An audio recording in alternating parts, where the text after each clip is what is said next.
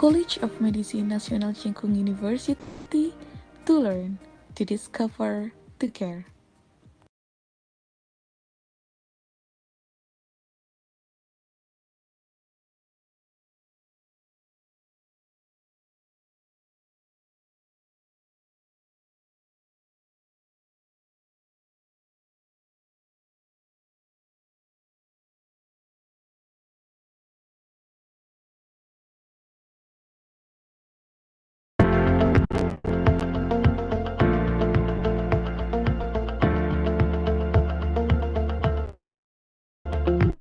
Mabuhay Taiwan.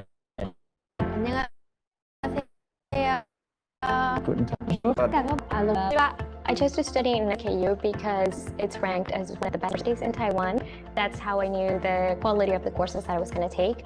And also because it's located in Tainan, which I was interested not only in the courses, but also in a culturally enriching experience. NCKU is also very good, very famous for its reputation in terms of education in Taiwan, and it's offered me a great scholarship. That's why I was not hesitant to take this chance. I would really recommend the Banyan Garden. I think it's beautiful. The trees are really mesmerizing, and I like to go there in the morning when there are not many people. To learn Chinese is not easy, it's very difficult. But here, I'm so glad, I'm so thankful because NCKU provide a free 1-year Chinese course for all international students. After having the free Chinese courses, I will be able to speak one of the biggest languages. So I saw it as an opportunity.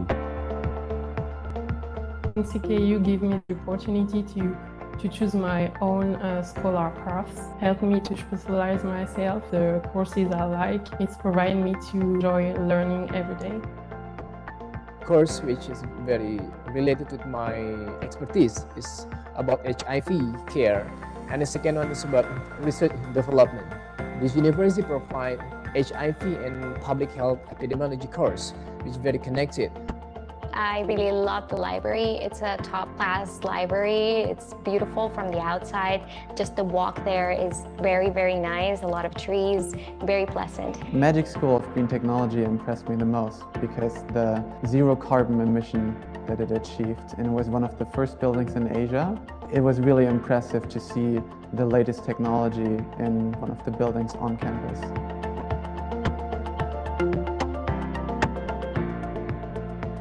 They give you really strong and impactful research, but they also allow you to feel like you're part of a bigger community. So in terms of being able to participate in a lot of multicultural events, being able to participate in a plethora of student activities, volleyball teams, basketball teams, dragon boat teams. So it doesn't really matter where I was coming or if I was a foreigner or not. But as long as they saw a ready and capable individual, they'll immediately put you in a team and make you feel that you're part of a bigger family. NCKU gave me the opportunity to enjoy my study. My life in NCKU is really intensive but lots of fun. NCKU offers great education, friends for life, and opportunities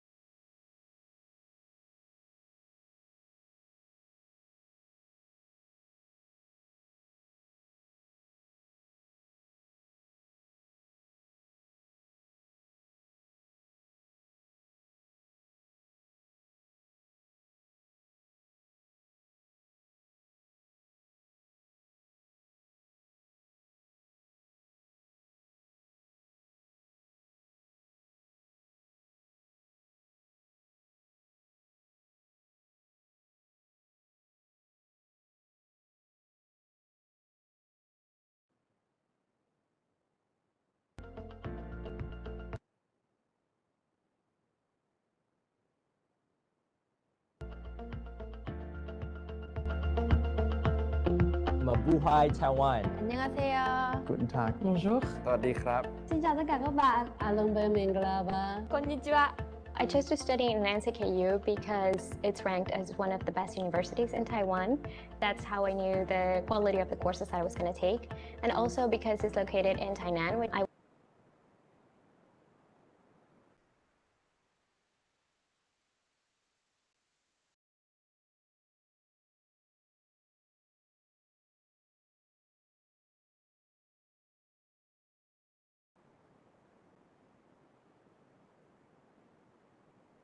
was interested not only in the courses but also in a culturally enriching experience. NCKU is also very good, very famous for its reputation in terms of education in Taiwan, and it's offered me a great scholarship. That's why I was not hesitant to take this chance. I would really recommend the Banyan Garden. I think it's beautiful. The trees are really mesmerizing, and I like to go there in the morning when there are not many people. To learn Chinese is not easy, it's very difficult. But here, I'm so glad, I'm so thankful because NCKU provide a free 1-year Chinese course for all international students. After having the free Chinese courses, I will be able to speak one of the biggest languages. So I saw it as an opportunity. NCKU gave me the opportunity to choose my own scholar paths, helped me to specialize myself, the courses I like. It's provided me to enjoy learning every day. Course which is very related with my expertise is about HIV care, and the second one is about research development. This university provides HIV and public health epidemiology course, which is very connected. I really love the library. It's a top-class library. It's beautiful from the outside. Just the walk there is very, very nice. A lot of trees, very pleasant. Magic School of Green Technology impressed me the most because the zero carbon emission that it achieved, and it was one of the first buildings in Asia. It was really impressive to see the latest technology in one of the buildings on campus.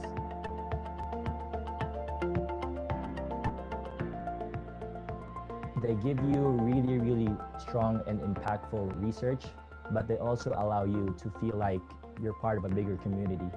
So in terms of being able to participate in a lot of multicultural events, being able to participate in a plethora of student activities, volleyball teams, basketball teams, dragon boat teams. So it doesn't really matter where I was coming from or was it if I was a foreigner or not. But as long as they saw a ready and capable individual, they'll immediately put you in a team and make you feel that you're part of a bigger family. NCKU gave me the opportunity to enjoy my study. My life in NCKU is really intensive but lots of fun. NCKU offers great education, friends for life, and opportunities to achieve whatever you want in the future. Hola, my name is Paola. I am from Nicaragua and my department is IMBA. Namaste, I'm Divya. I'm from India. My major is electrical engineering. Our life in NCK is really Awesome.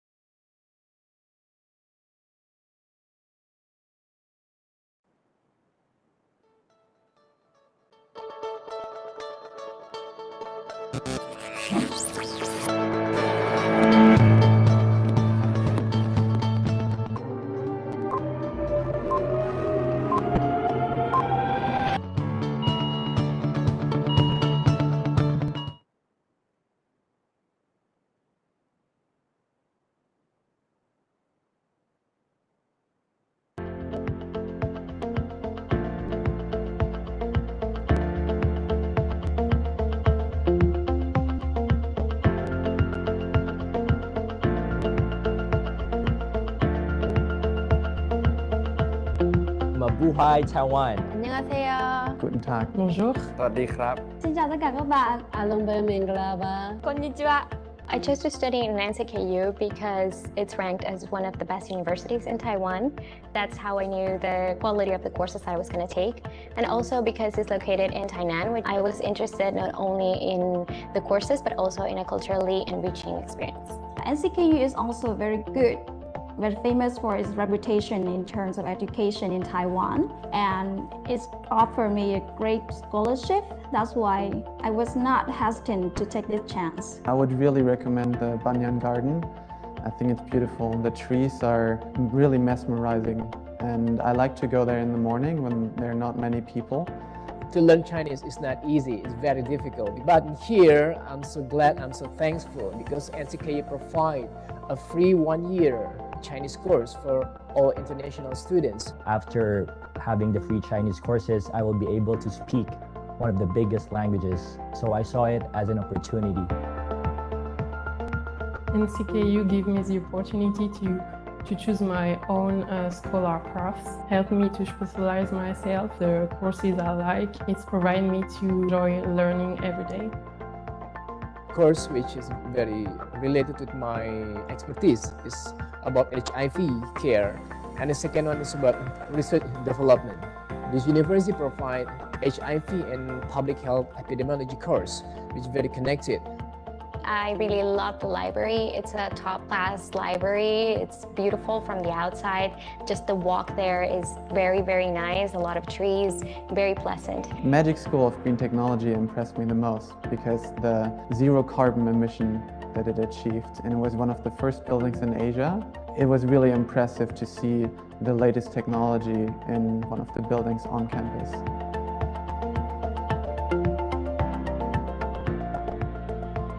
They give you really, really strong and impactful research, but they also allow you to feel like you're part of a bigger community.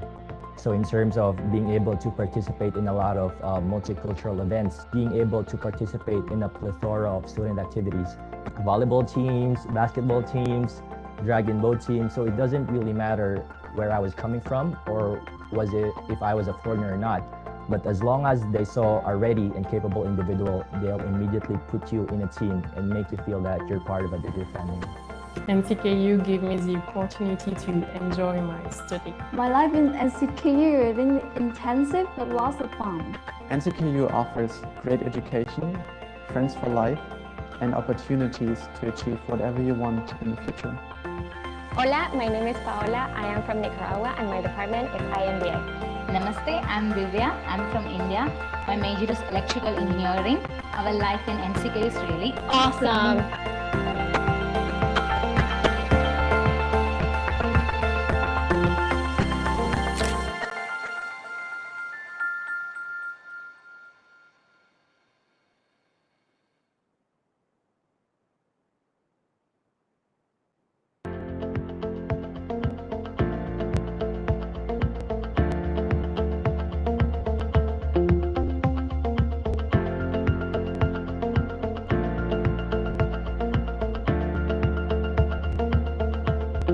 Mabuhay Taiwan. 안녕하세요. Guten Tag. Bonjour. สวัสดีครับ Xin chào tất cả các bạn.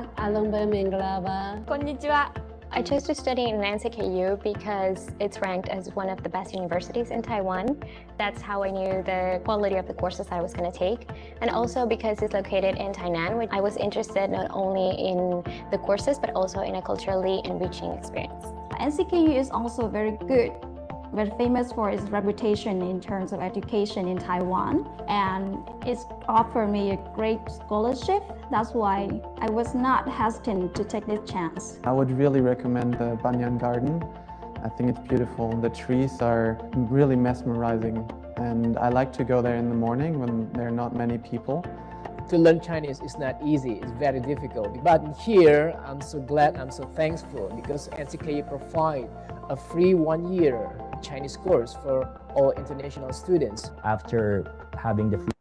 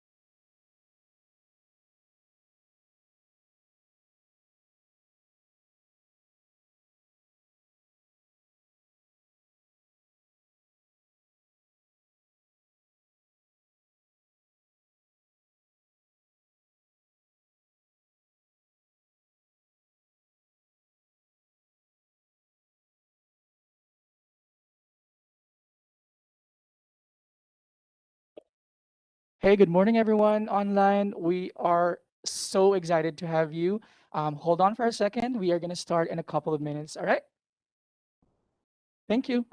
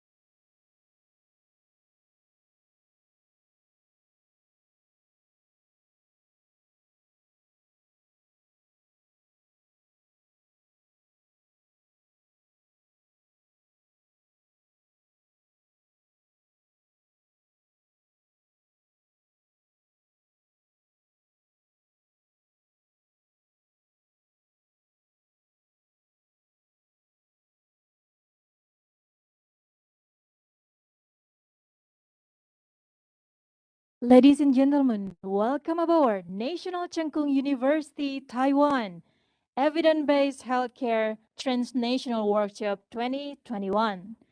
Good morning from Taiwan to all the nursing scholars all over the world.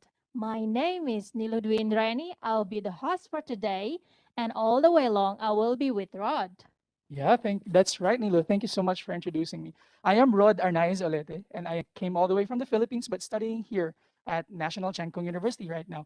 And speaking of that, did you guys know that it is the 90th birthday of NCKU?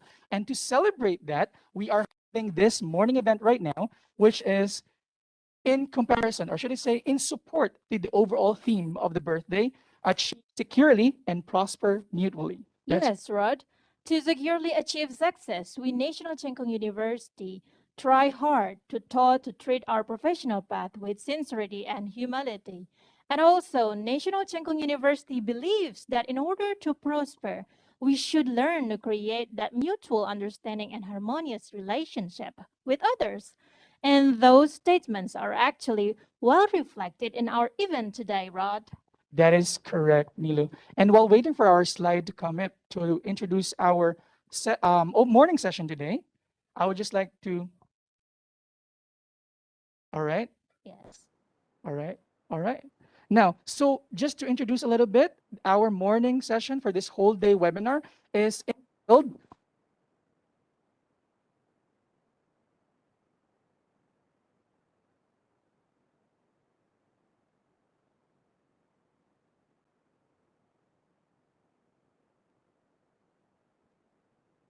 second, everyone.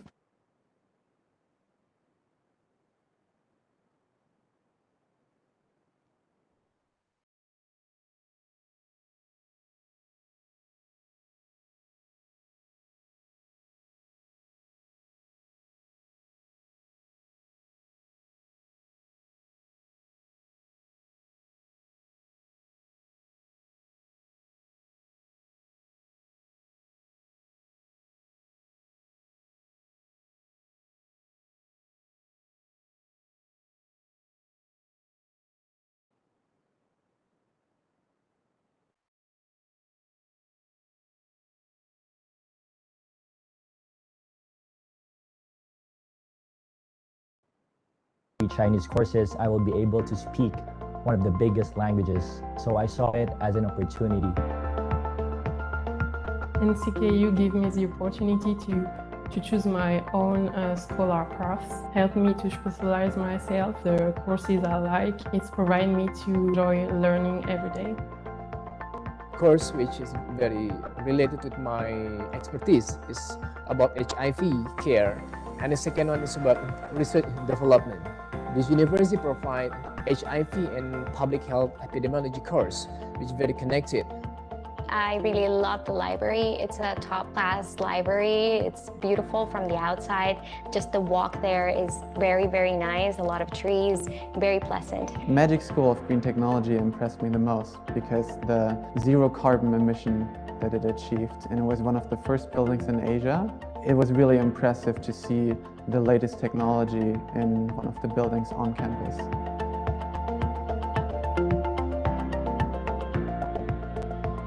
They give you really, really strong and impactful research, but they also allow you to feel like you're part of a bigger community. So in terms of being able to participate in a lot of multicultural events, being able to participate in a plethora of student activities, volleyball teams, basketball teams, dragon boat teams. So it doesn't really matter where I was coming from or was it if I was a foreigner or not. But as long as they saw a ready and capable individual, they'll immediately put you in a team and make you feel that you're part of a bigger family. NCKU gave me the opportunity to enjoy my study. My life in NCKU, I think intensive but lots of fun. NCKU offers great education, friends for life, and opportunities to achieve whatever you want in the future. Hola, my name is Paola. I am from Nicaragua and my department is IMBA. Namaste, I'm Divya. I'm from India. My major is electrical engineering. Our life in NCK is really Awesome.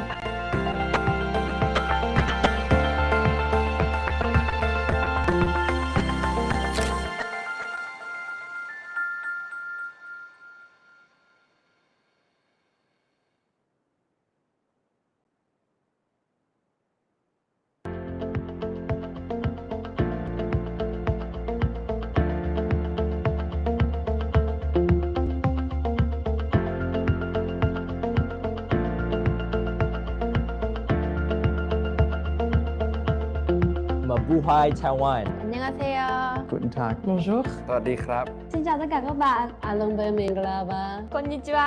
I chose to study in NCKU because it's ranked as one of the best universities in Taiwan.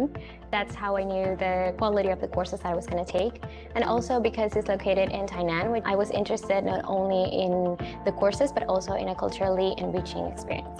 NCKU is also very good very famous for its reputation in terms of education in Taiwan, and it's offered me a great scholarship. That's why I was not hesitant to take this chance. I would really recommend the Banyan Garden.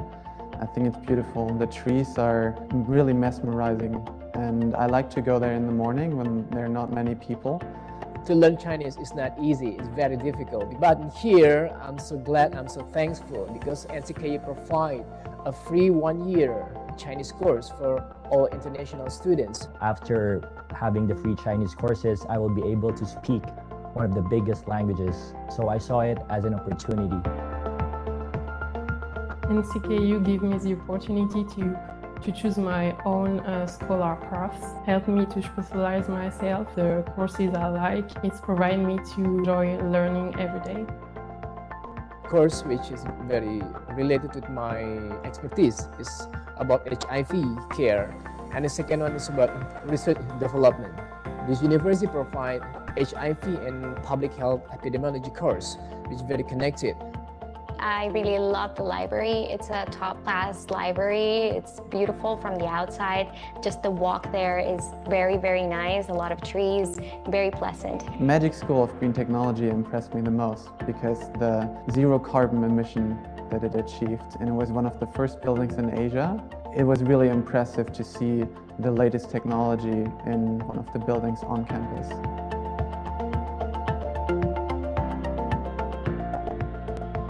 They give you really, really strong and impactful research, but they also allow you to feel like you're part of a bigger community. So in terms of being able to participate in a lot of multicultural events, being able to participate in a plethora of student activities, volleyball teams, basketball teams, dragon boat teams. So it doesn't really matter where I was coming from or was it if I was a foreigner or not. But as long as they saw a ready and capable individual, they'll immediately put you in a team and make you feel that you're part of a bigger family. NCKU gave me the opportunity to enjoy my study. My life in NCKU is really intensive but lots of fun. NCKU offers great education, friends for life, and opportunities to achieve whatever you want in the future. Hola, my name is Paola. I am from Nicaragua and my department is IMBA. Namaste, I'm Divya. I'm from India. My major is electrical engineering. Our life in NCK is really awesome.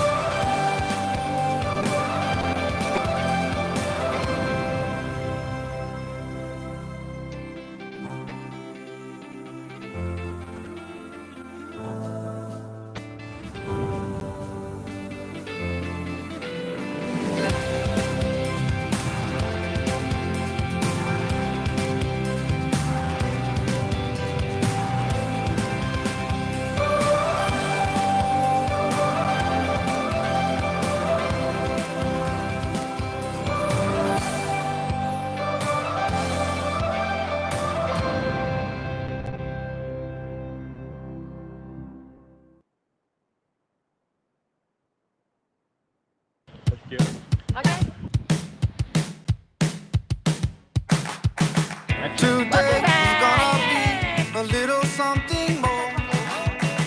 I've got a plan in mind, a special thing in store. The light bulb inside my head says, get out and play, 'cause you never feel this way. It's my lucky day, it's my lucky day. It's my lucky day, my lucky day. Don't need a pot of gold, a rabbit's foot or to be told. It's my lucky day, it's my lucky day.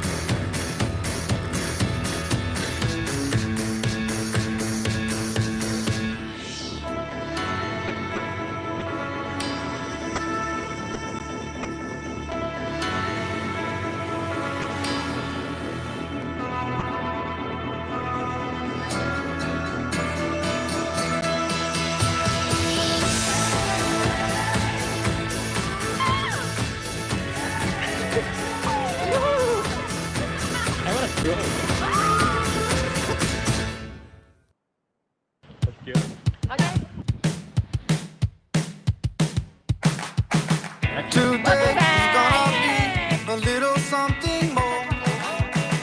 I've got a plan in mind, a special thing in store. The light bulb inside my head says, get out and play, 'cause you never feel this way. It's my lucky day, it's my lucky day. It's my lucky day, my lucky day. Don't need a pot of gold, a rabbit's foot or to be told. It's my lucky day, it's my lucky day.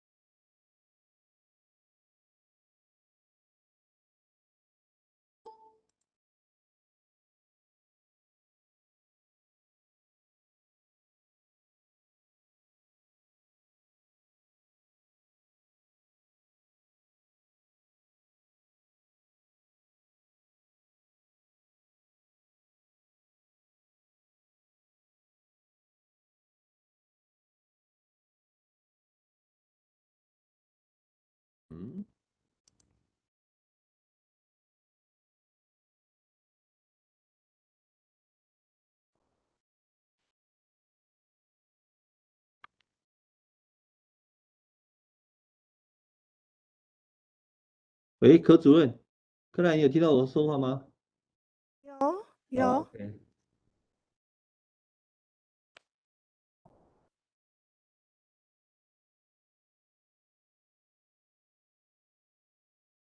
Right. So welcome back. We are so sorry for that technical difficulties earlier, and we are now ready to start. Right. So as I've said a while ago, we are celebrating the 90th birthday of NCKU, and in support of that, we are so honored that the dean from the College of Nursing and College of Medicine is here with us and squeeze us into his busy schedule. To open our event this morning, let's all please welcome Professor Shan Yan-sen. Thank you. Thank you, everybody. I'm so honored to see another milestone set by the nursing department. So first, I will thank Professor Kerr to arrange this meeting. The effort everybody made is very important in sending a message of encouragement to all nurse and educators, especially in this difficult time. I am confident that this event will open different opportunities for communication and learning experience among our friends and colleagues from different parts of the world. And that is what NCKU strongly believes in NCKU health educator globally. So kudos to Professor Go and to the entire organizing committee for pulling this off. Thank you everybody first. As the theme of the today's event suggests, nurses have always been very adapted to all the challenges brought by the evolution of health needs. As we face the pandemic, our clients' health needs have also shifted.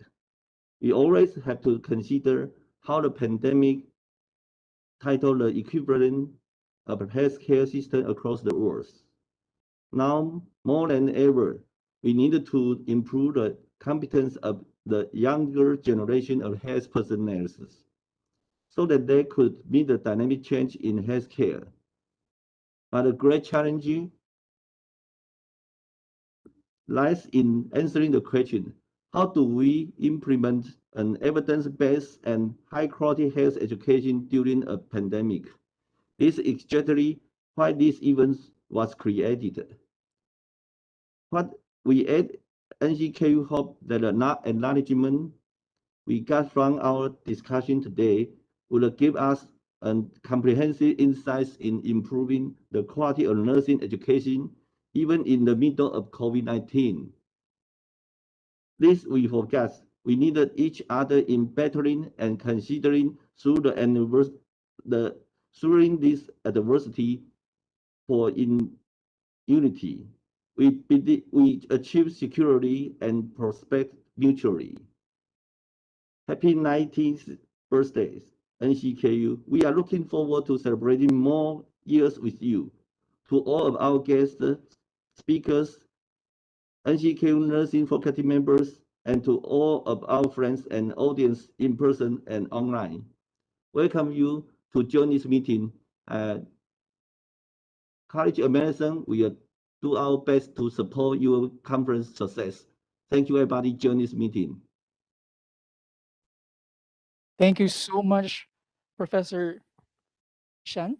And that is indeed a wonderful opening remarks. And we are thanking you for giving us your precious time today. And yes, I totally agree that this is the time wherein it may be very challenging, but we need each other, and unity is very important. Thank you so much, Professor Shan. Thank you. All right. Now, as what the professor said, our morning session will try to tackle the different curriculum or the different nursing curricula all over Asia and also the entire world in terms of how they deal with the pandemic at these times. And let me introduce now our first morning session for today. Yep, Rod. Because before we start our very first morning session, we would like to giving some information.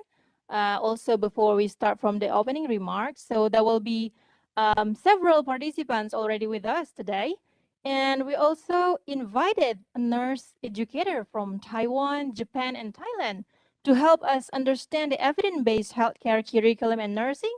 But before we start, please allow me to acknowledge our colleague from several of the countries.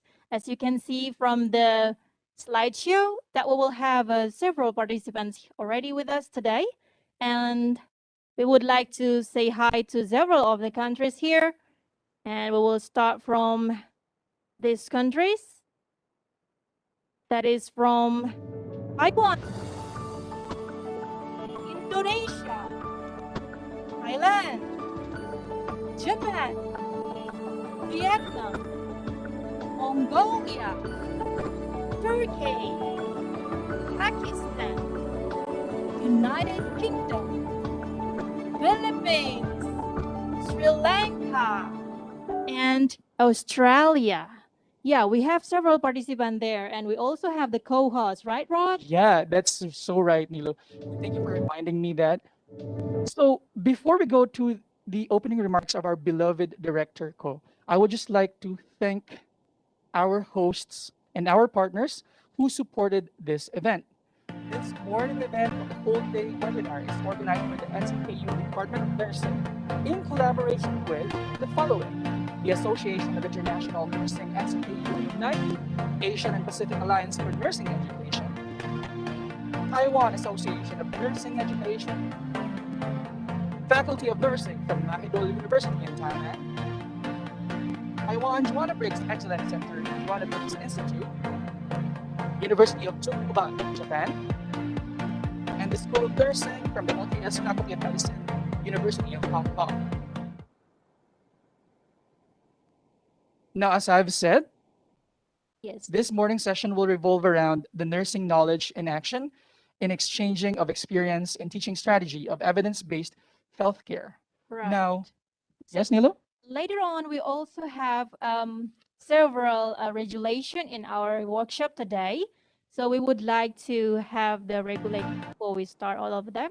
And this is, as you can see in the slideshow, that we will have rules for the participants. So the very first is going to, we encourage you to use the appropriate or formal clothes here and provide the real names and your country in the WebEx profile. We have a template here, name_country. And also we would like to encourage you to turn on the camera and mute the microphone during the event to prevent any distraction. Because this is important, I would like to repeat it again. Turn on the camera and mute the microphone during the event to prevent any distraction. And it is also not allowed to send inappropriate chat unless you have any question while there is a session for question and answer section. That will be the template here, that is name_countries and underscore who will you asking the questions. Also, for all the participants, we provide scan QR code here, so you can easily scan our barcode here. So it will be on the registration link right in front of you, and we will close this registration link within 1 hour.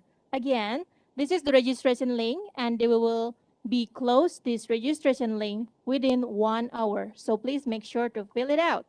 And also we have the rundown for today, Rod. Oh yeah. All right. Speaking of rundown, as what you have seen on our video earlier, our rundown for this morning session is divided into 5 different speakers and 3 different plenary sessions. So first we have a professor who will discuss an evidence-based implementation curriculum in the Doctor of Nursing Practice program from local to international DNP. And we have another professor from NCKU who will discuss about the evidence-based healthcare curriculum development for undergraduate nursing students. And then we also have invited a professor from Hong Kong University to discuss the building of a foundation for an evidence-based approach to healthcare at Hong Kong University. And then we will bring you to Japan, who will be discussing the building of foundation of an evidence-based approach to healthcare in Japan. And last but definitely not the least, the evidence-based healthcare curriculum development for the graduate program in nursing from Thailand. But before all of that, of course, this event will never happen without the full support of the NCKU Department of Nursing. And representing the department, let me call on this amazing professor who will open our session today. So, Director Monica, would you like to take us to the first session? Hi, good morning, everyone. Timson and all guest speaker. And on behalf of the entire faculty of Department of Nursing at NCKU and the president of APEN, I'm overflowing with gratitude to see everyone in the workshop. As a nurse educator, all of us were challenged to achieve an evidence-based healthcare through competence-based nursing education. So today's event is also a celebration of our journey in achieving that.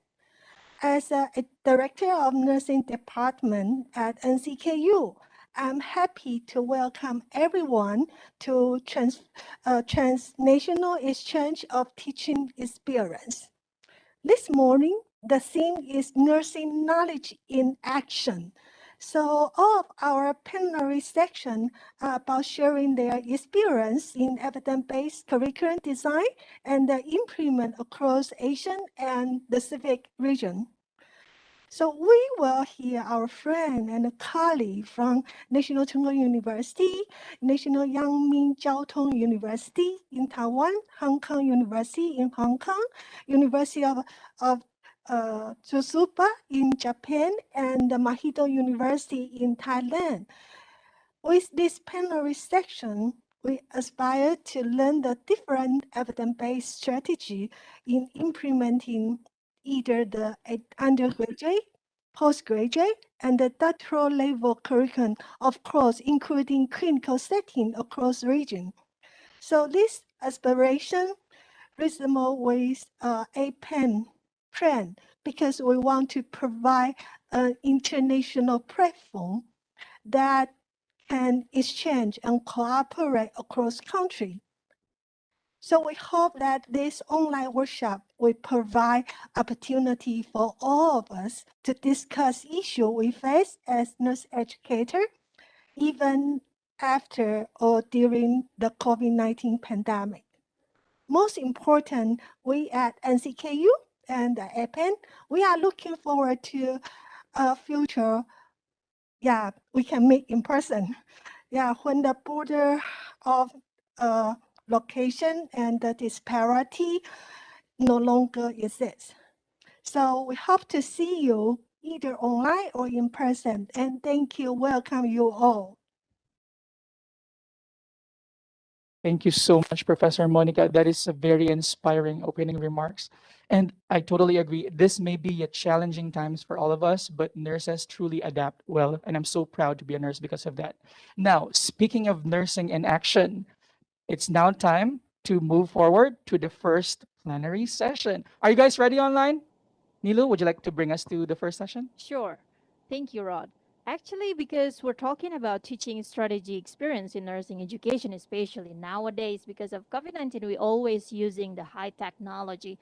And because we would like to identify that you are ready, so would you like to send us any emoji, whether it's love, whether it's thumbs up, or anything else to identify that all of you already with us today? Okay. I see someone just, yes, several participants already give a thumbs up and everything. I agree that all of them is already high technology for this one. So without further ado, so let me allow me to introduce our very first moderator. That is one of our professor in NCKU, and she specialized on high-risk infant care, maternal and child nursing, nursing administration, and evidence-based healthcare.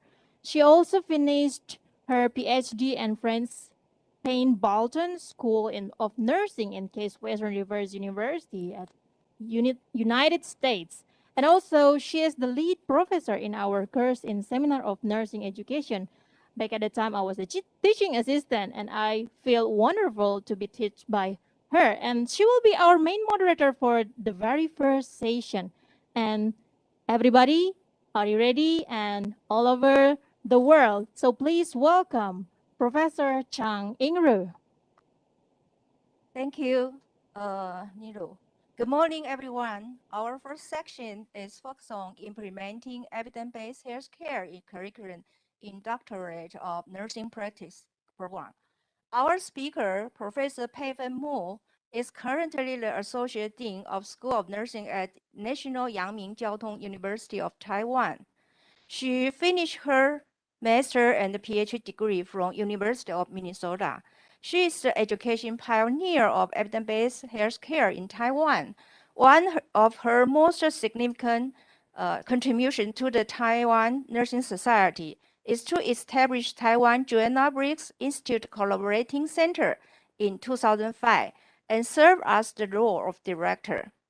As a leading position and role, Professor Mu successfully established an international platform for evidence-based healthcare of Taiwan and actively engaged in the movement and the international collaboration of EVP. Hereby, I wish to show my appreciation to her, and let's all welcome Professor Pei-Fen Mu.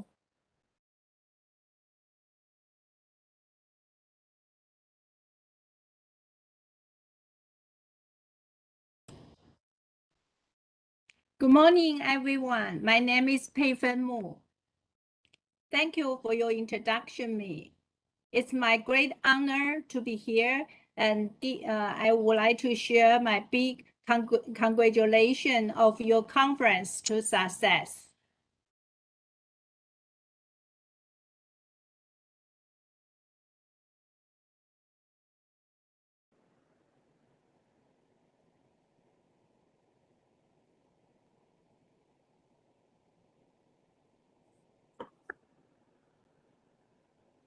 Good morning. My name is Pei-Fen Mu from National Yangming Jiaotong University. It's my great honor to be here to share with you of our DNP program, which is the pioneer one in Taiwan. The title of my presentation is Evidence-Based Implementation Curriculum in Doctor of Nursing Practice Program, from local to international. In the beginning, I would like to introduce a little bit about myself. I got my PhD from the University of Minnesota. Currently, I'm a distinguished professor, deputy dean of School of Nursing at the National Yangming Jiaotong University. I'm also the director of JBI Taiwan Evidence Practice Excellence Center. I also like to introduce our university. Our university, National Yangming Jiaotong University, was formerly emerged from National Yangming University and the National Jiaotong University on February 1st, 2021. Totally, we have 9 campuses around Taiwan. We have 90 departments, 1,400 teachers, and 17,000 students. College of Nursing is one of the departments at the university. Consists with BS program, master program, PhD program, and the GMP program. Let us start the first section, Implementation Science and the DMP program.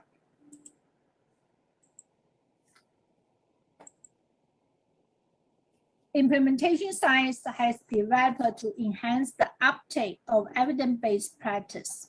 Implementation science is a field of scientific investigation that aims to identify effective methods for systematic integration of evidence-based practice into clinical setting. Implementation science includes components of behavior and organizational change theory.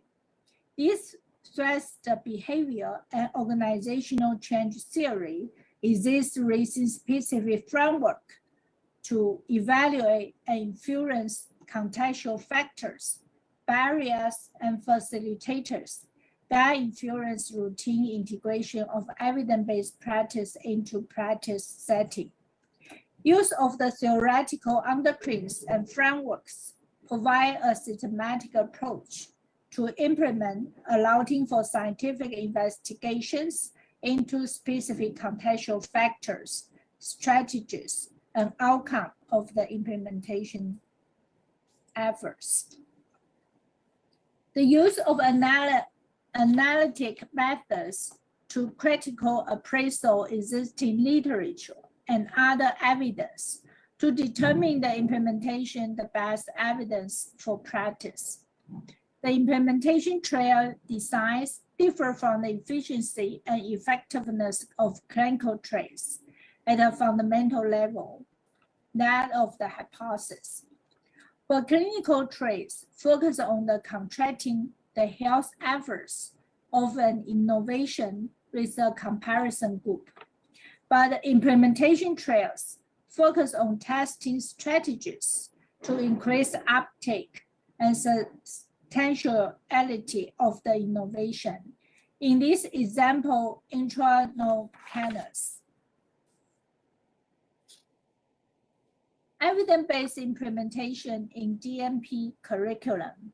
The strengths of DMP program, including in 3 areas: bridge the evidence and practice gap, demands for increased knowledge, creativity, and critical thinking skills to negotiate the changes in healthcare.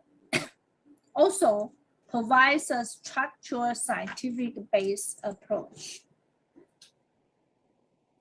The DMP program and the other practice-based doctor degrees are a terminal degree for nursing practice, with a priority to serve as clinical change experts, which including translating research into evidence-based practice and leading implementation of evidence-based practice across the clinical setting.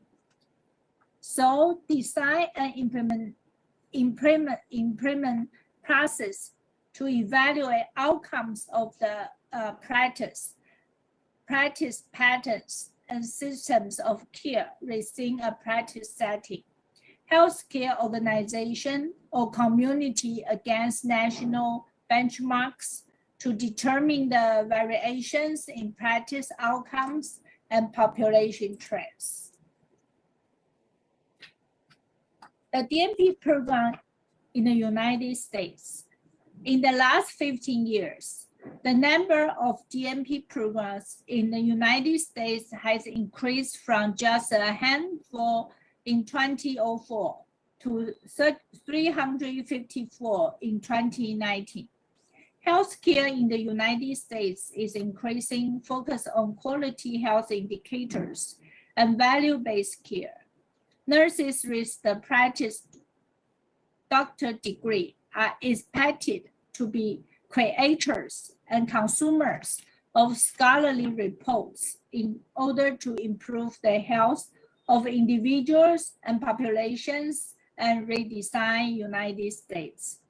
From 2018 to 2019, The number of students enrolled in DNP programs increased from 32,678 to 36,069.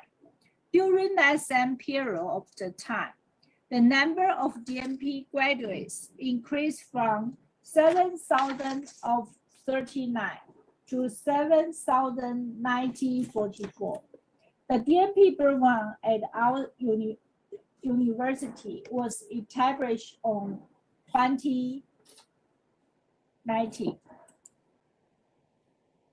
And this table represents the numbers of the major area of study of enrollment and graduations of post-bachelor DNP enrollment and postmaster DNP enrollment. According to the table, you can see for post-bachelor DNP, the most students' background were anesthesia nurses and nurse practitioners. For the most students' background for postmaster DNP enrollment were nurse practitioners and administrators.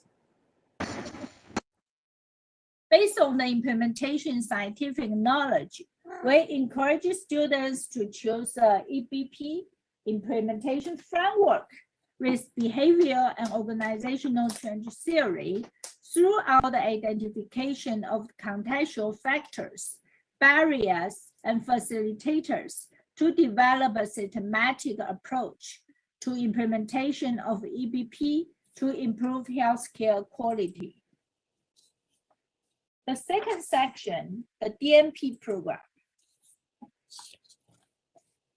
DNP prepare leaders embedded in a variety of roles within healthcare system, can integrate strategies from the field of implementation science, including engagement of stakeholders, organizational assessments, use of local opinion leaders, building collectives, leading auditing and feedback, and design educational initiative to target different layers of the organization. Thus, in creating and sustaining a culture of evidence-based practice.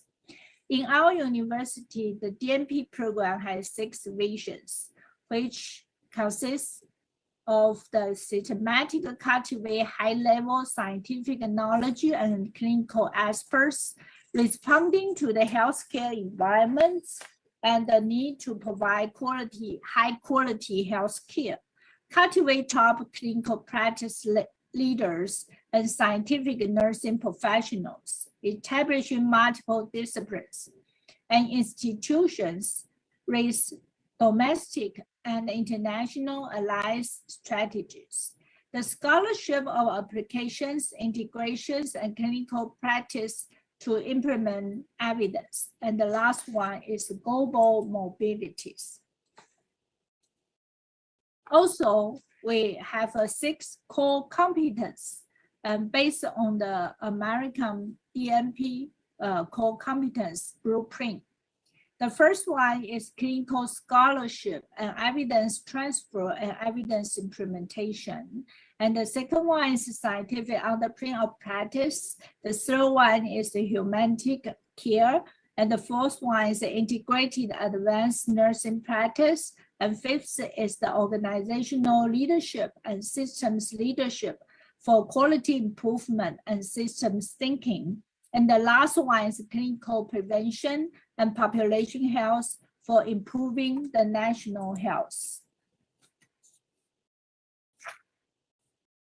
And this table represents the roadmap of our DNP program.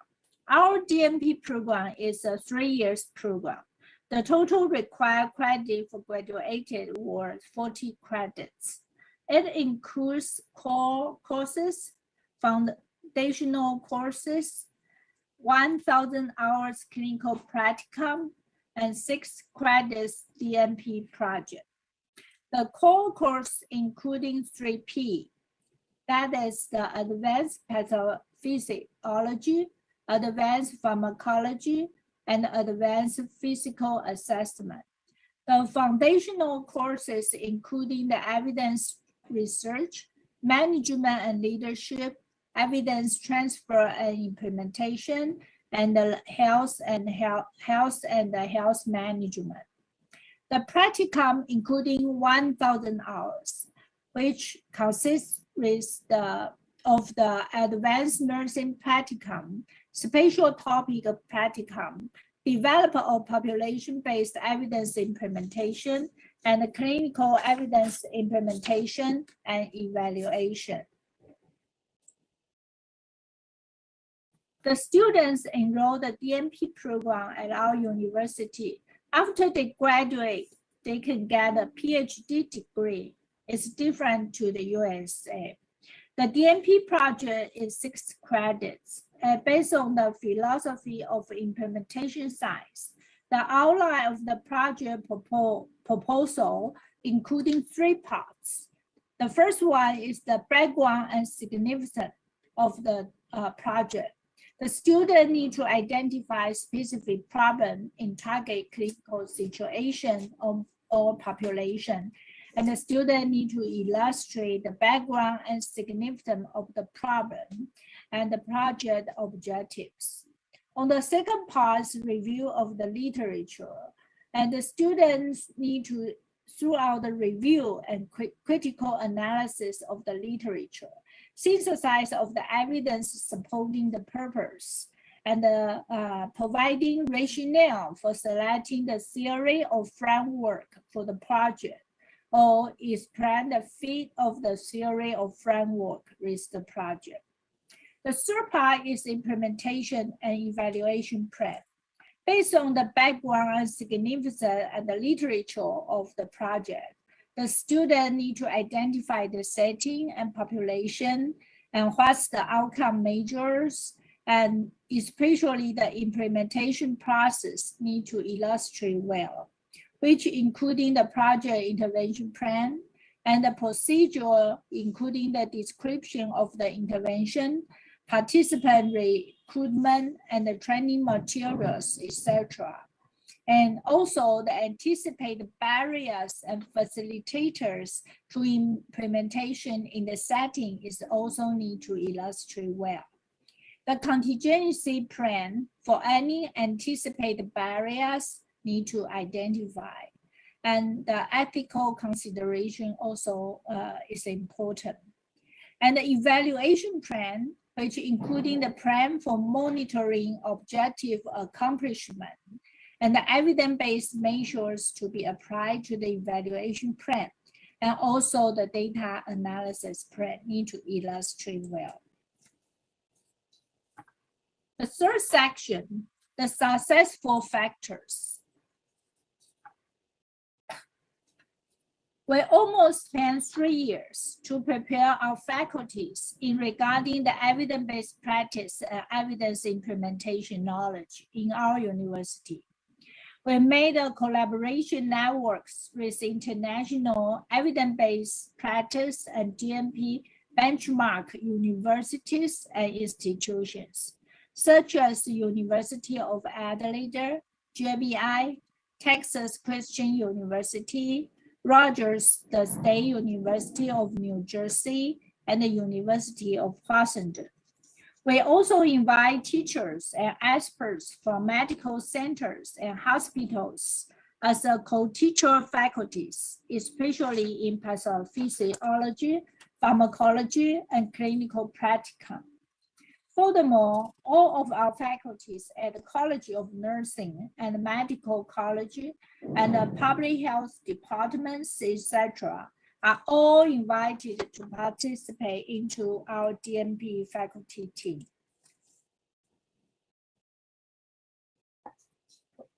Providing infrastructures are also very important.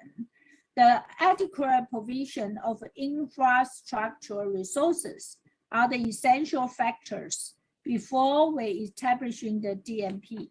The significant concern for transition to DNP include the following subcategories: need assessment in different levels, adequate resources, which including the cost, trained professionals, physical environment in hospitals and colleges.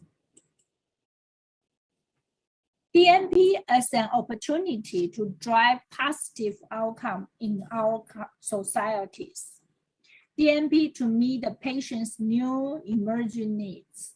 Application of knowledge to practice. Development of clinical nursing practice. Technology advance patients' changing needs and the healthcare system's complexity are crucial factors in improving specialized care. Evidence-based practice is the gold standard for safe care provision. This approach has a significant role in improving patient outcomes and reducing the theory-practice gap.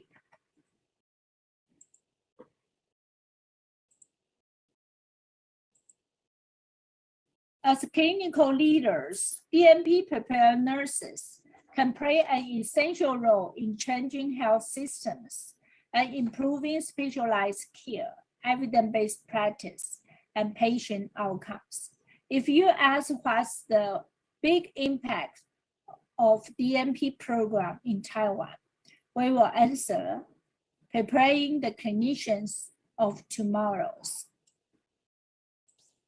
And thank you for your listening and have a good day.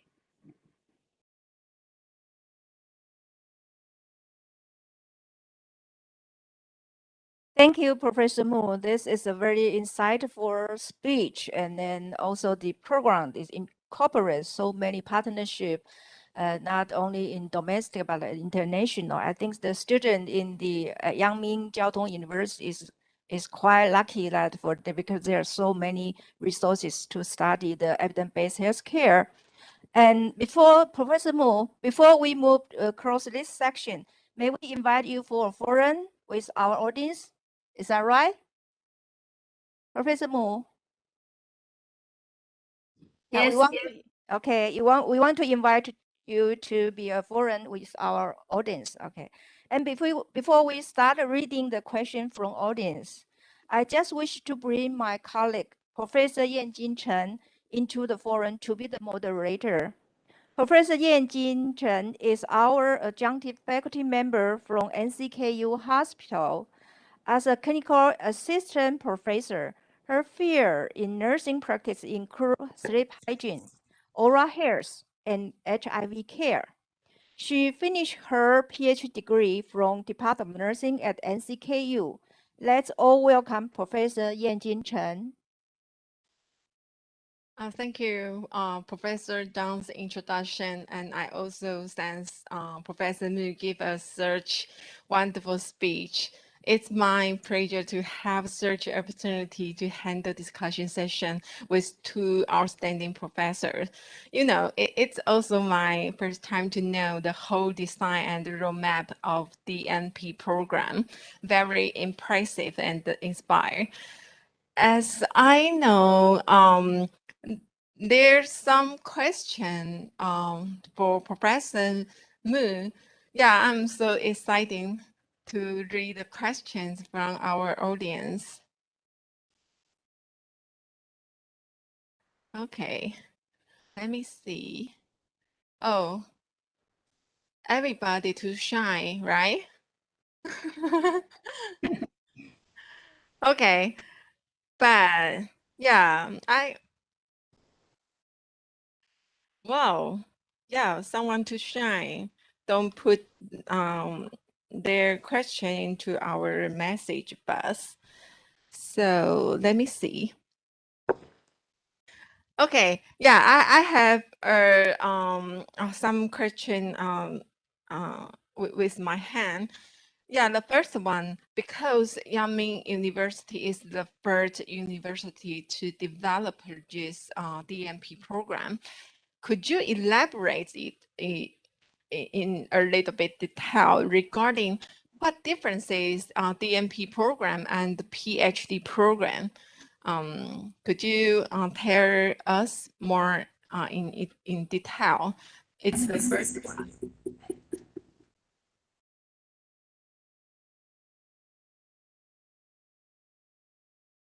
It's okay. So, Sure. Professor Jun, could you hear my question clear? Yeah, I can hear very clear of your question. And the first question you're asking is about what's differences between the PhD program and the and the DNP program. Is that right? Yeah. Yeah. Okay. I think I have illustrated a little bit on my speech already. And the DNP program is prepared clinical expertise in advanced nursing practice. And that's more focusing on the leadership, on the management, advanced nursing complexity situation care, and also the policy and the effectiveness of cost effectiveness of care. And but on the PhD program, we are more focusing on the scholar training and the primary research designed to develop a new knowledge of the nursing area. So it's a different approach for prepare the to prepare the nurses in the future. And in our school, our DNP program is different. It's only enroll the students has postmaster degree, not the bachelor degree. The postmaster degree students can enroll our university, the DNP program. And each year, because we are pioneer, each year we only have 5 new students enrollment. So it's just a beginning of the program. And it's very important to have a collaboration between the PhD prepared nurses and the DNP prepared nurses. We can work together to create a great caring system for have a high quality of care. That's my personal perspective of understanding the differences between these two. But both of them are very important and can collaborate together to create a new area of the nursing care. Thank you, Professor Moon's very clear explanation. And I also received another question. In Professor Moon's PPT, it shows in the United States, the program is large increase, but PhD program remains stable. How could you see those kind of phenomena in the future in Taiwan? The audience would like to ask, how do you think or how do you analyze why have those kind of change? It's okay. Yes, sure. You are asking about there is a PPT on my presentation, and that figure is from the AACN 2020. It's a very update information about there is a growing trend of DNP program, but there's a PhD program has maintained the stable growth. Is that right? And what's how do I see of this phenomena, and what's my my think about the future in Taiwan? And I think the figure represent the needs of American health system very well. And it grows, it's 10 years trend. We can see very well its growth of the DNP program, the needs of advanced nursing practice scholars in the clinical setting. And it's obvious there's a rapid expansion of knowledge underlying the practice. And there's increased complexity of the patient care. And so the quality of care and the safety of care is a major concern in United States. So they need some advanced prepared nurses can work with the whole system to develop a new knowledge of clinical practice and also enhance the quality of care and have a good the policy in regarding the patient safety of care. So I think not only the American need to face this situation, but also in Taiwan, we have the similar situation. Maybe later we can hear from the other the experts from another country to share their experience of the evidence-based practice in their trainer program. So I think DNP program is a very powerful strategy to train the nurses have some advanced clinical nursing practice level and providing leadership to do those things for us. So in my personal perspective, I will encourage more university can offer the DNP program in the future in Taiwan.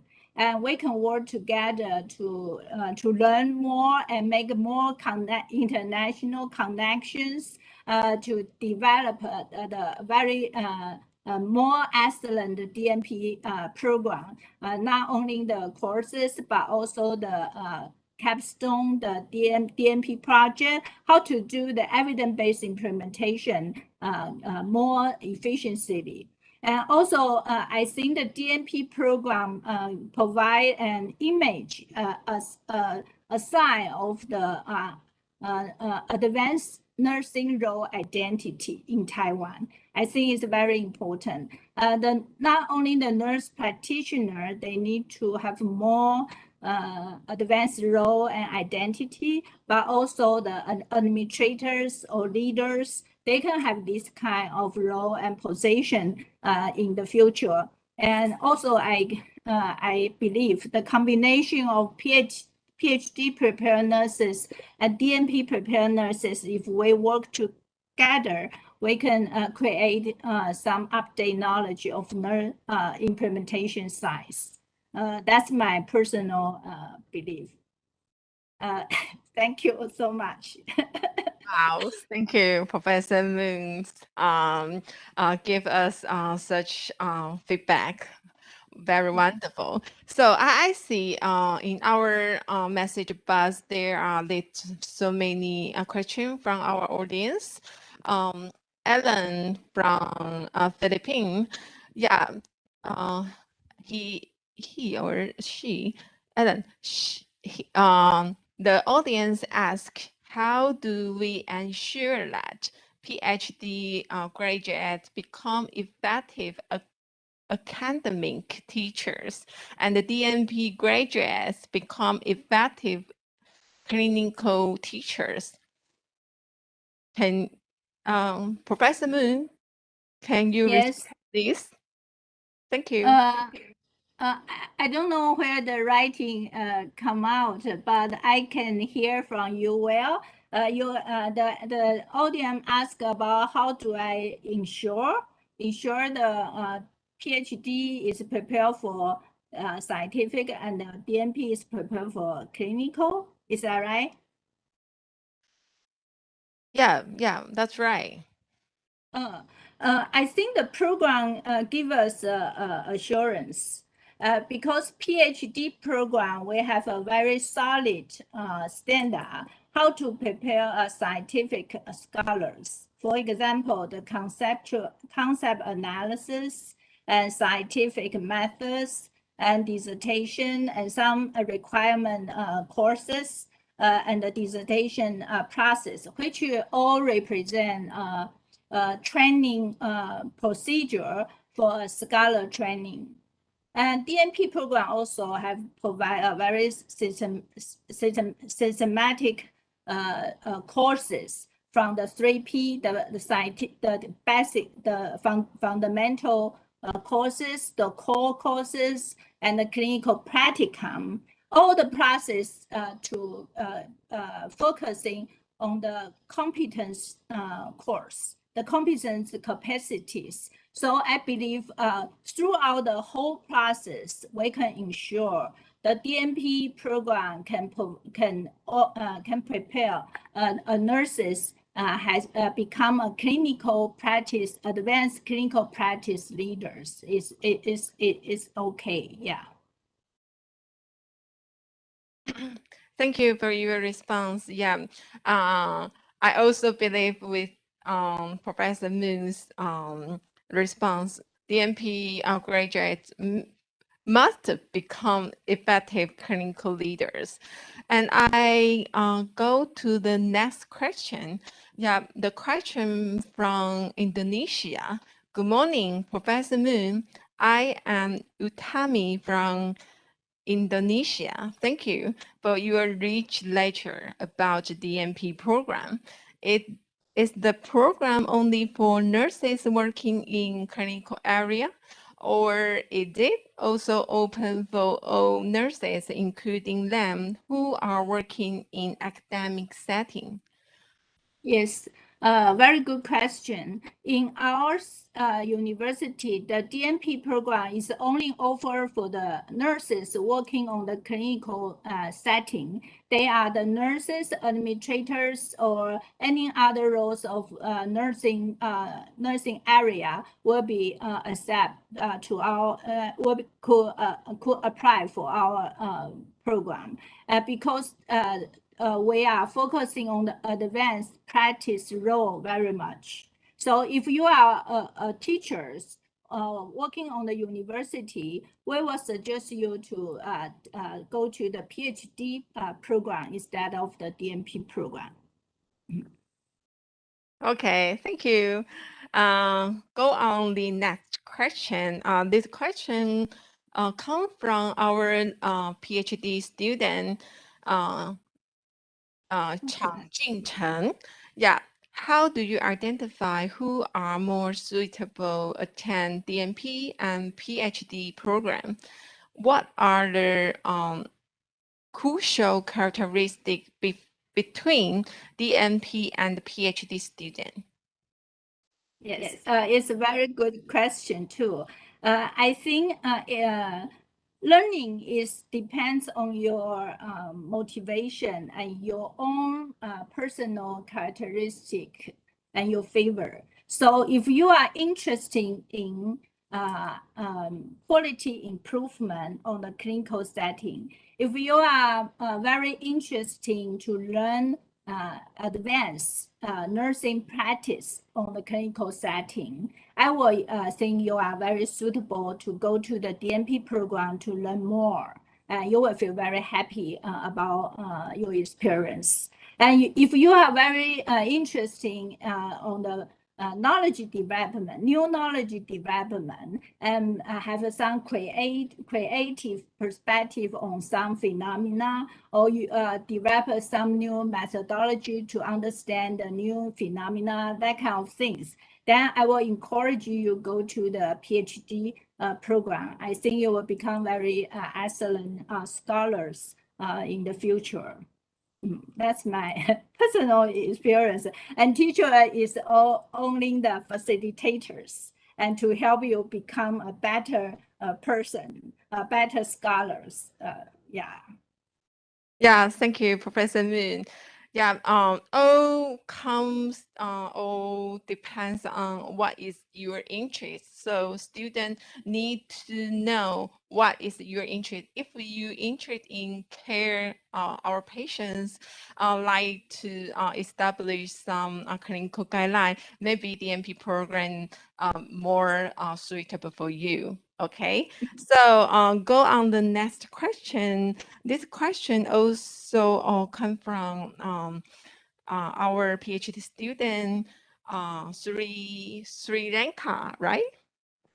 We have three kinds of nurses, like clinical nurses, education sector, and the community. So, which should follow the DNP program? Professor Moon, may I read the question clear? Yeah, I can see the question from my computer too. It's Yeah, if you are clinical nurses, or the community nurses, or the administrators, and so if you are working on the clinical part, community policy makers, that kind of things on the clinical, I think the DNP program is very suitable for you. And if you are a clinician, clinical or community, but you are very interested in knowledge development, new knowledge development, primary research process, then you can go to the PhD. Then you can go to PhD. I have some friends from America. They got both degrees. They got the DNP degrees and PhD degrees, both of them, because I think they just want to learn more and to become experts in academic and clinical settings. So I think it's very free for you to choose which one. If you our duty is to create a very good program to give you a environment to learn, to make a connection between the national and the international, let students have an opportunity to become leaders on the nursing. I think that's our responsibility, and students can be free. I think you are free to choose which area you are interested in, and you can learn more and focusing on that. If you take some courses from DNP, I think you can learn the advanced nursing practice. That's very important. Have a reasoning thinking and make a good judgment for the clinical differential diagnosis, and make a very excellent evidence-based care plan for patients. And I think that kind of things is very attractive for me. Okay. It seems Professor Zhang has some question for Professor Moon. Move the microphone to Professor Zhang. Oh, yes. Professor Mu. Yeah. I Good see you morning. again. Good morning. We used to work together, right? In Right. many years. Okay. My question is because the required preparation of DNP students is the master degree, right? Right. And in your experience, whether there are obstacles or barrier for students to achieve the goal of evidence-based practice, and in your experience, do you have any suggestion about the master degrees curriculum regarding to the evidence-based practice? Yes, very good question. I learned evidence-based perspective from Cheng Kung University a lot. I think in your university, I very agree. In your university, you have a very good base training of evidence-based concept on the bachelor program. I think from the bachelor program, we should provide students this kind of environment to learn the evidence-based concepts. And from the master program, I think they need to learn more advanced evidence-based practice, utilization and implementation. I think that part is very important for the master prepare students. And if they have this kind of background and they go to the DNP program, they can go very fast and they can learn more advanced evidence-based implementation. In other words, implementation science of the knowledge development. So if we have a good background on the bachelor degree, and then throughout the master degree, and then we go to the DNP program, that would be wonderful for our future prepared nurses to the advanced evidence-based practice. Yes. Thank you. Thank you for your answer. Thank you so much. Big congratulations to your university. Have this wonderful, successful conference. Thank you to outstanding professor. I learned so much from you, but I'm sorry. It seems there are still some question that's there, but I will integrate to deliver to Professor Moon. So because right now our time seems a little bit okay. 4 minutes left. Okay, we can answer the one question. Okay, this question from Lem. Okay, good morning, Professor. My name is Lem from Vietnam. Currently, I'm a PhD student at Department of Nursing NCKU. Thank you so much for your excellent presentation about the DNP program. Would you please share more about the criteria for enrollment and the graduate from the DNP program? Thank you. Could you repeat again? Yeah, the question is, please share more about the criteria for enrollment uh, of the DNP program. Which student fit the criteria to enroll? In our university, because we only enrollment the master, postmaster students. So the first one, you have to be a nurse, registration nurse background, and you have a master degree already. And also currently you are working on the clinical setting. The clinical including the hospitals, community, or the government policy department, etc. That's the only requirement for enrollment into our university. It's very easy. Everyone could do it. Yeah, I hope can answer them well. Okay, go on the next question. Yeah, because we have time. No time. Okay. Oh, so sorry. I want to know more response from you. Okay. Okay, we end this discussion session, and because our time limited, so we go on the next session. Okay. Thank you, Professor Moon. Thank you. Thank you. Okay. Thank you so much for those interesting questions. Because our time is limited, so let's move to next session. And I would like to introduce our next moderator, Professor Huan Fang Li. Professor Li worked as an assistant professor at NCKU. She specialized on evidence-based healthcare and nursing administration. I will move the microphone to Professor Li Huan Fang. Please join me to welcome. Okay, thank you. We will go to our session 2. Now, our session 2, we will invite our Professor Zhang Yinru. Our next speaker, Professor Zhang Yinru, is one of the great educators to discuss this topic because of her direct involvement in the nursing curriculum reform. Professor Zhang lead our faculty to build the nursing curricula for both the undergraduate and the graduate programs. The curricula are still curriculum implemented at our nursing department in NCKU.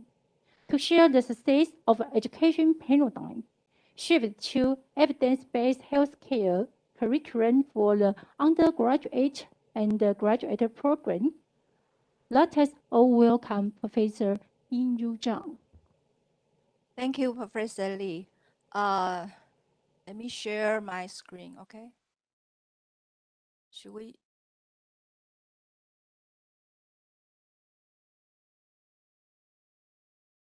Okay. Thank you, Professor Lee's introduction, and good morning for everyone. It is my privilege and honor to share the experience of NCKU in the curriculum reform in order to enhance our students' competence undergraduate program of their evidence-based practice. Okay, and as I think people here, because we all know that the importance of evidence-based practice and their education.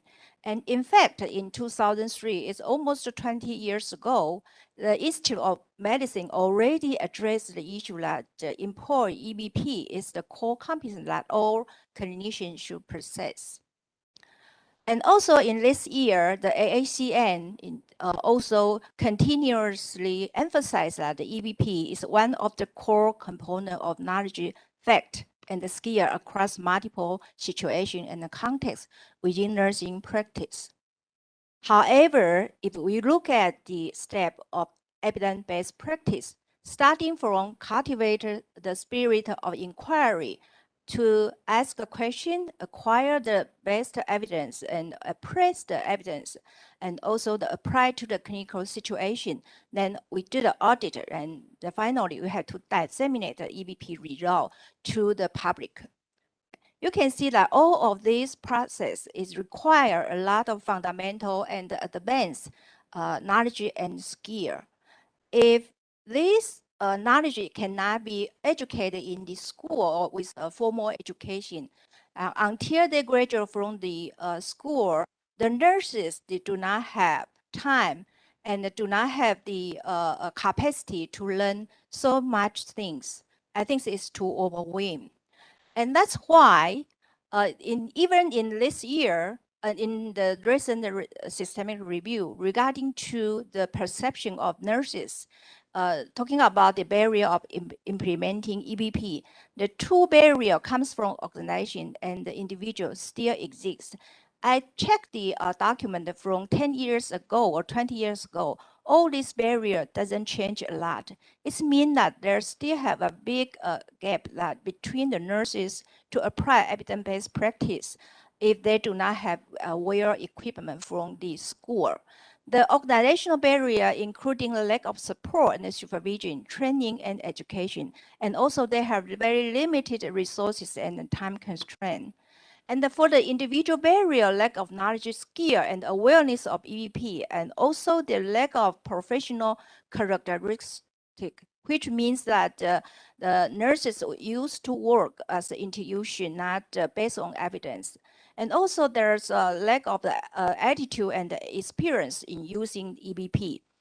Furthermore, the language barrier, particularly in the Asia country or the non-English country, they might have a difficulty to read the English article. Therefore, in 2007, the quality and the safety education for nurses already addressed this issue that they say the knowledge, skill, and attitude for each competence that IOM address for clinician should be developed during the pre-licensed nursing education. Because if we educate the ABP after they graduate, they will have a big barrier to apply ABP in the clinical area. And also it costs a lot for the continual education for each institution. There are several recommendations on evidence-based healthcare curriculum design might worthy for our consideration. The first one in 2008, AACN proposed the content of evidence-based care or evidence-based healthcare education in bachelor, master, and doctor students. And also the MALEX also say that to cultivate EBP competence really can achieve depending on a result from only a few courses or a short-term period of training. So that's a big issue that right now. And also some scholars say that classroom teaching improved student EBP knowledge and skill, but they should also enrich EBP experience in clinical setting to enhance their attitude toward EBP and their confidence in implementing EBP.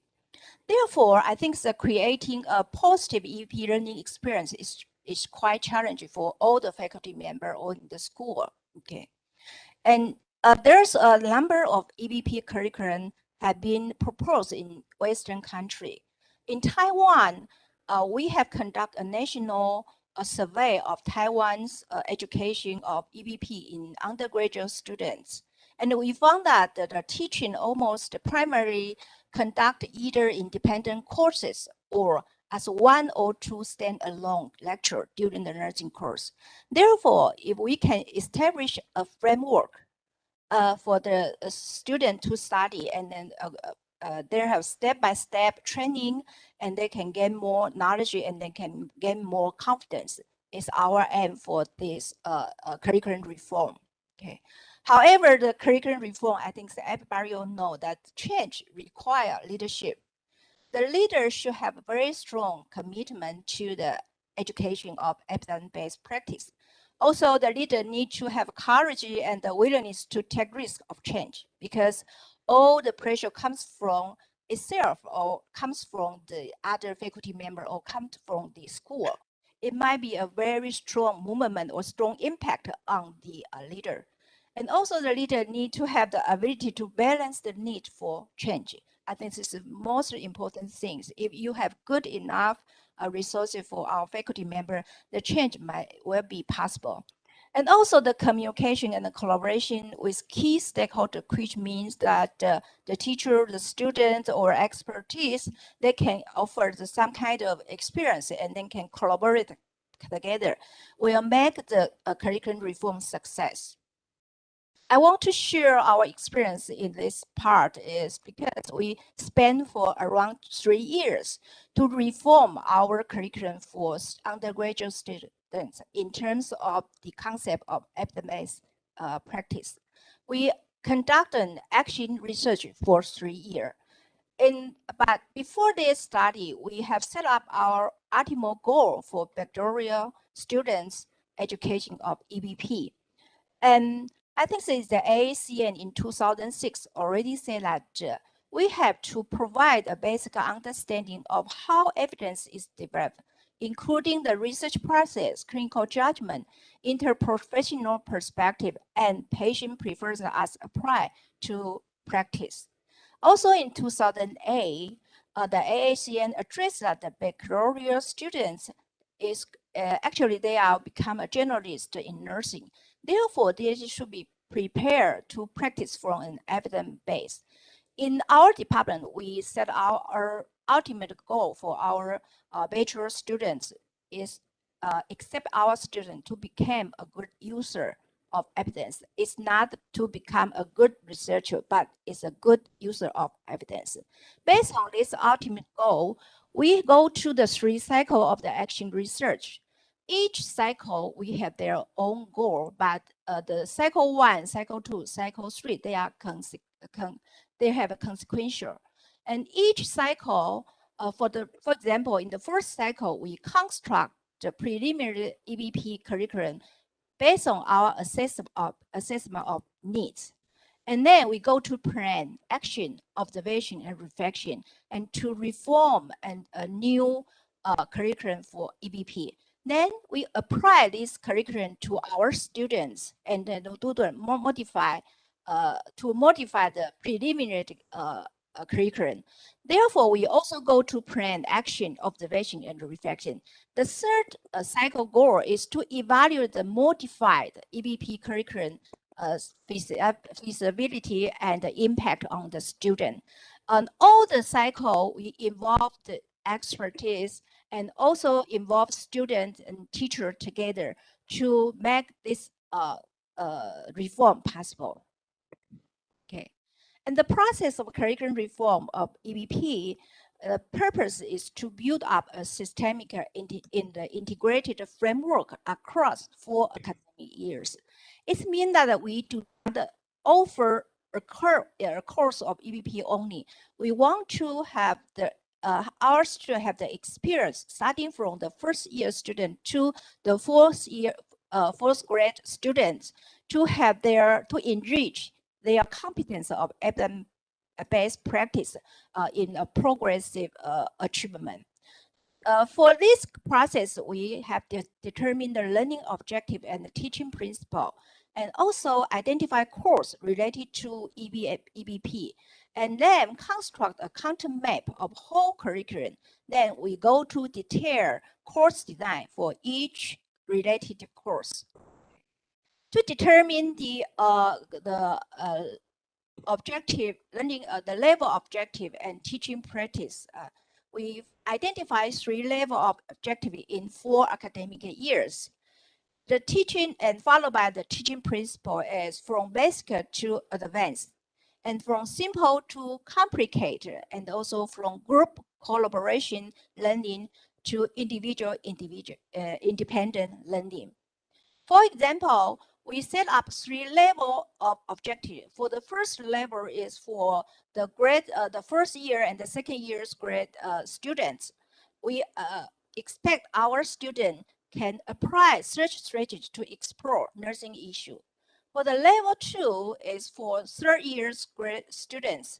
We want our students have the capacity to apply EBP step to solve clinical care issue. And level 3 is for fourth grade students. We expect the student can quickly appraise and evaluate the clinical application on the evidence. Okay. Based on the level, we set up the learning outcome for each level. And for example, in the level 1, we think about the students should have the outcome can be measured is they are able to ask a background question. They can search for evidence from medical database, and they can comprehend English medical literature. And for the level 3, we expect our students can reach the outcome is to appraise research article and evaluate the outcome of the clinical implication of research evidence. And then we move to, based on this outcome, we try to figure out what kind of core course in the undergraduate program that can fit in each level, and then to achieve the goal of the level of objective. For example, and then we identify in level 1 have the introduction to nursing and the fundamental nursing and the practicum. And also in level 2, we have adult health nursing and practicum, and maternal nursing and pediatric nursing and practicum. The level 4, we have the course of introduction to nursing research, seminar of nursing profession, psychiatric, community health, and nursing and practicum. And also we have the last mile, the elective course for clinical practicum. And then for the next step, we want to identify what kind of content should be taught in each courses. Therefore, go detail to the course design in terms of teaching content should be consistent with the learning of outcome. And then we talk about the teaching strategy and the learning activity, including the clinical, how to apply the clinical scenario, and how to use the structural guideline, for example, like PICO format, appraisal tool. And then we blend all these concepts into the clinical practicum. And we hope our students can really learn the EBP from the clinical contextuals. Okay. This is an example of the course design for each courses. For example, the introduction to nursing, we already designed that in that course, what kind of content should be taught, including introduction to EBP, and to teach the student how to use the general medical database. And then the learning activity is search for literature. For the fundamental nursing, we teach students what is background question of patient health. And here we do not emphasize the foreground question because we think about the student's foundation is so important that if the student want to ask a foreground question, but they might forget what is the real important things is the background knowledge of each situation of patient's health related concept. Okay, and then we have a learning activity. For example, we have individual EVP reference reading assignment. We have group report of raising background question based on the clinical scenario. And this is the course design for level 2. We include the adult health nursing part 1 and part 2, and also we have practicum from the maternal and adult health nursing and the pediatric nursing. For the adult health nursing, they're mainly focusing on the concept of EBP, including how to asking a foreground question, how to using the synthesized database, how to do the literature synthesis, and also to discuss on the clinical implication of all the evidence. And they have a classroom activity for learning. And then the mostly focusing on the group report, because I think a group dynamic can help students study evidence-based practice more deeply. But when they go to the clinical practicum, we also have some kind of learning activity for students to achieve in order to make sure that the student really understand what is EBP is, because all the patient there, all the contextual is quite different from the book, but the student learn how to adjust, how to consider about the patient's preference or patient and family's value about the taking care, the nursing care. And also the student can have more reflection about applying the evidence. This is the course design for the level 3 because the students are more mature. They are have a capacity to learn more about the nursing research methodology, and then can do the critical appraisal more concisely, and then also they have more sense about how to use the clinical in the clinical situation. So all the learning activity, teaching content are conjunct with our objective of each level. Okay. Finally, I want to say that this program, the curriculum actually is very successfully foster EBP competence of students, increase their confidence in clinical practice, and promote their adoption of a positive attitude toward evidence-based practice. That's our faculty members' efforts on this part, because all the movement, all the curriculum reform require all the faculty members in our department to achieve and to adjust their course, the core course, and also to apply to their clinical practicum leading. Okay. And the curriculum reform emphasized that the EBP teaching be conducted in parallel with accumulation of background knowledge, incorporate multiple pedagogy strategy, including lecture, group collaboration, and linking academic learning with clinical practice in an effort to maximize the EBP learning. And to the end, but for the reflection, although our faculty members quite satisfied on our students' performance of EBP, but they still consider about we have to clarify more about the definition of foreground and background question, enhance students' comprehension of the application of critical appraisal tool, and a holistic thinking about the risk, ethics, and safety issue involving in using evidence. And I want to say that the faculty need to be support, because implementing such a curriculum is quite tough for them at beginning. They require a lot of resources and support from the school. Okay, and however, although this framework already implemented for several years in our department, continuously assess appropriateness of the EBP curriculum and re-evaluate its impact on multiple domains of the EBP competence of students are very crucial. Finally, I want to raise the George Mercy Foundation's recommendation about the learning. The students are successful when they meet and sustain major world competence at each level of performance expectation, and are able to transfer their competence or experience across different practice experience and setting. And I thank for your attention and wait for your comment. Thank you. Okay, thank you, Professor Zhang, for her wonderful and clear sharing. That's all a very good point to point on. Now, let me introduce our next moderator, Professor Jiagui Li.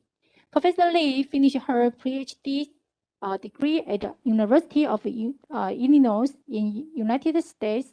She specialized in health behavior, self-cognition, and young adult health. Everybody, please help me to welcome the Professor Jiaogui Wu. Tracy. Actually, during the pandemic, was calling patients' families at home and finding things out about them she could share during that.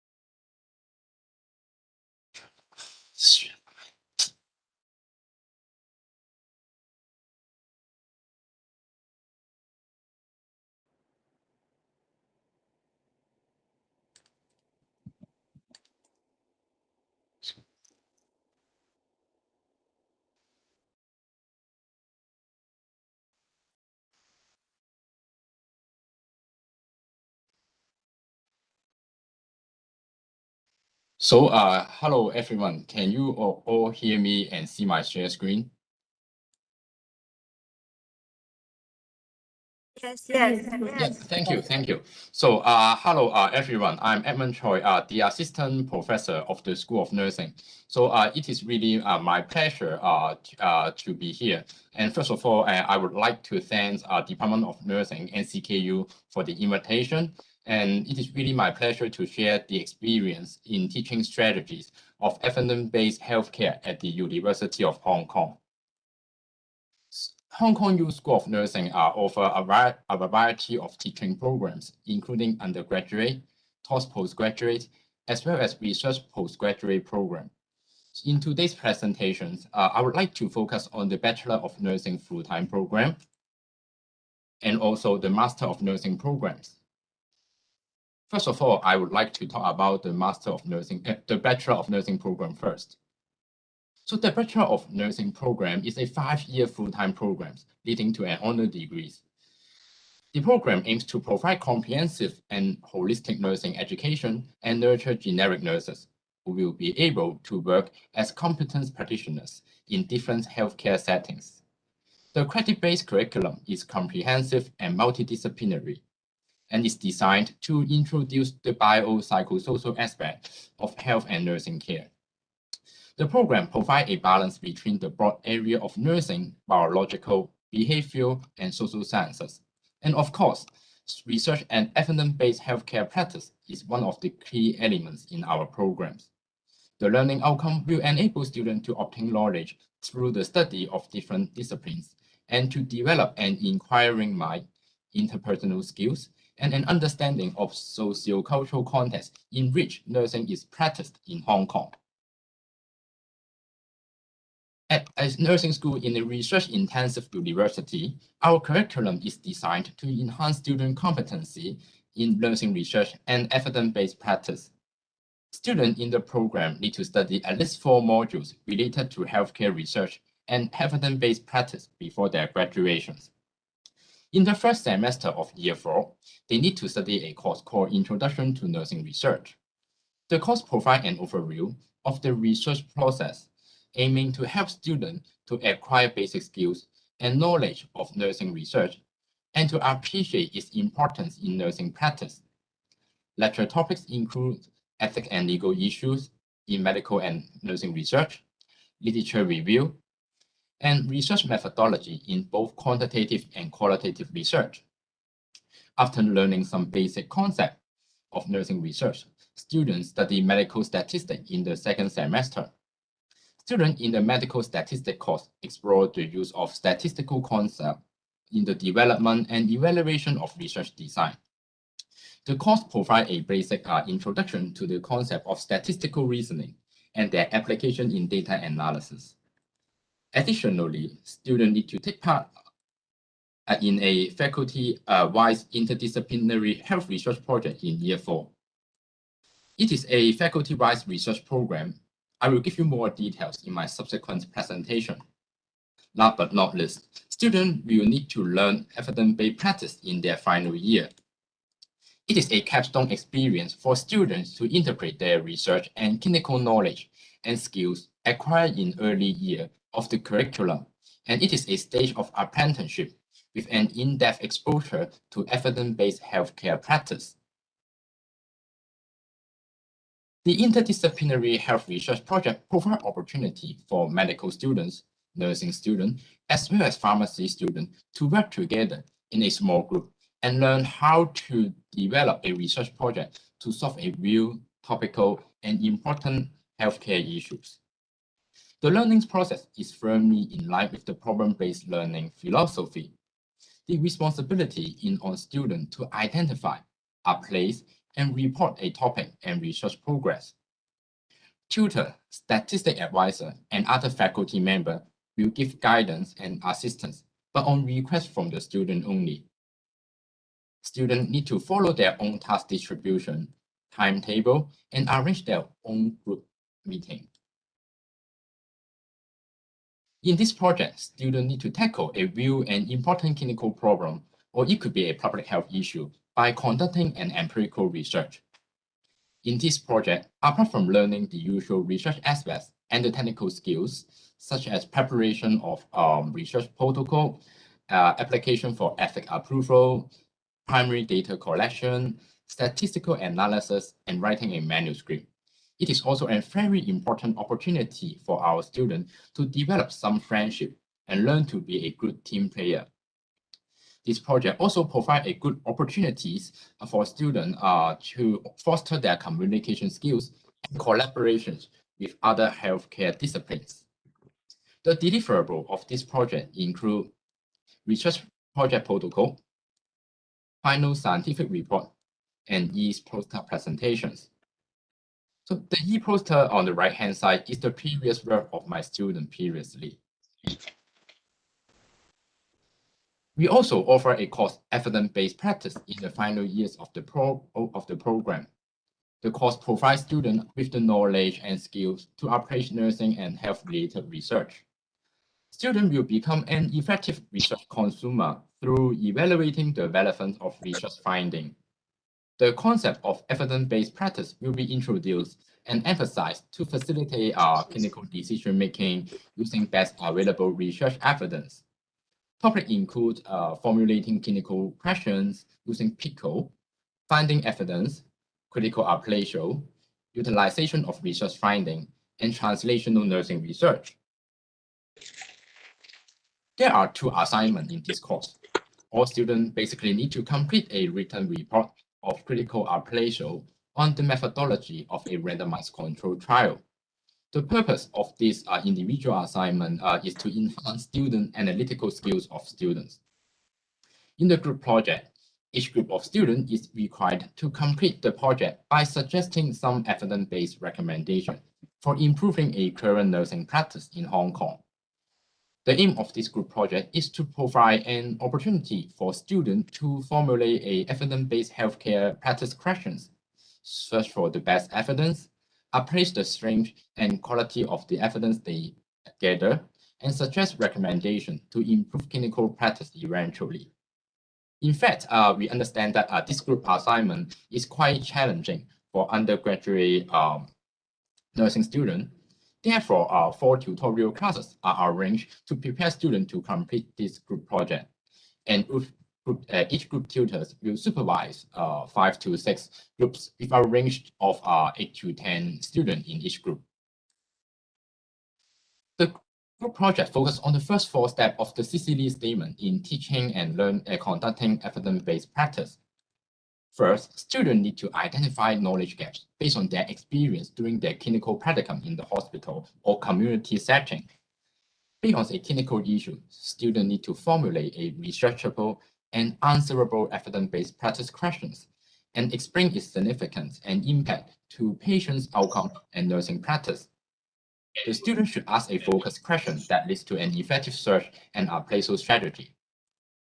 Second, students need to design and conduct a search strategy to answer the evidence-based practice question they formulate. The strategy should be effective and comprehensive, likely to retrieve evidence or relevant evidence. Students are expected to use a Cochrane, Medline, CNAIL, etc. for the literature search.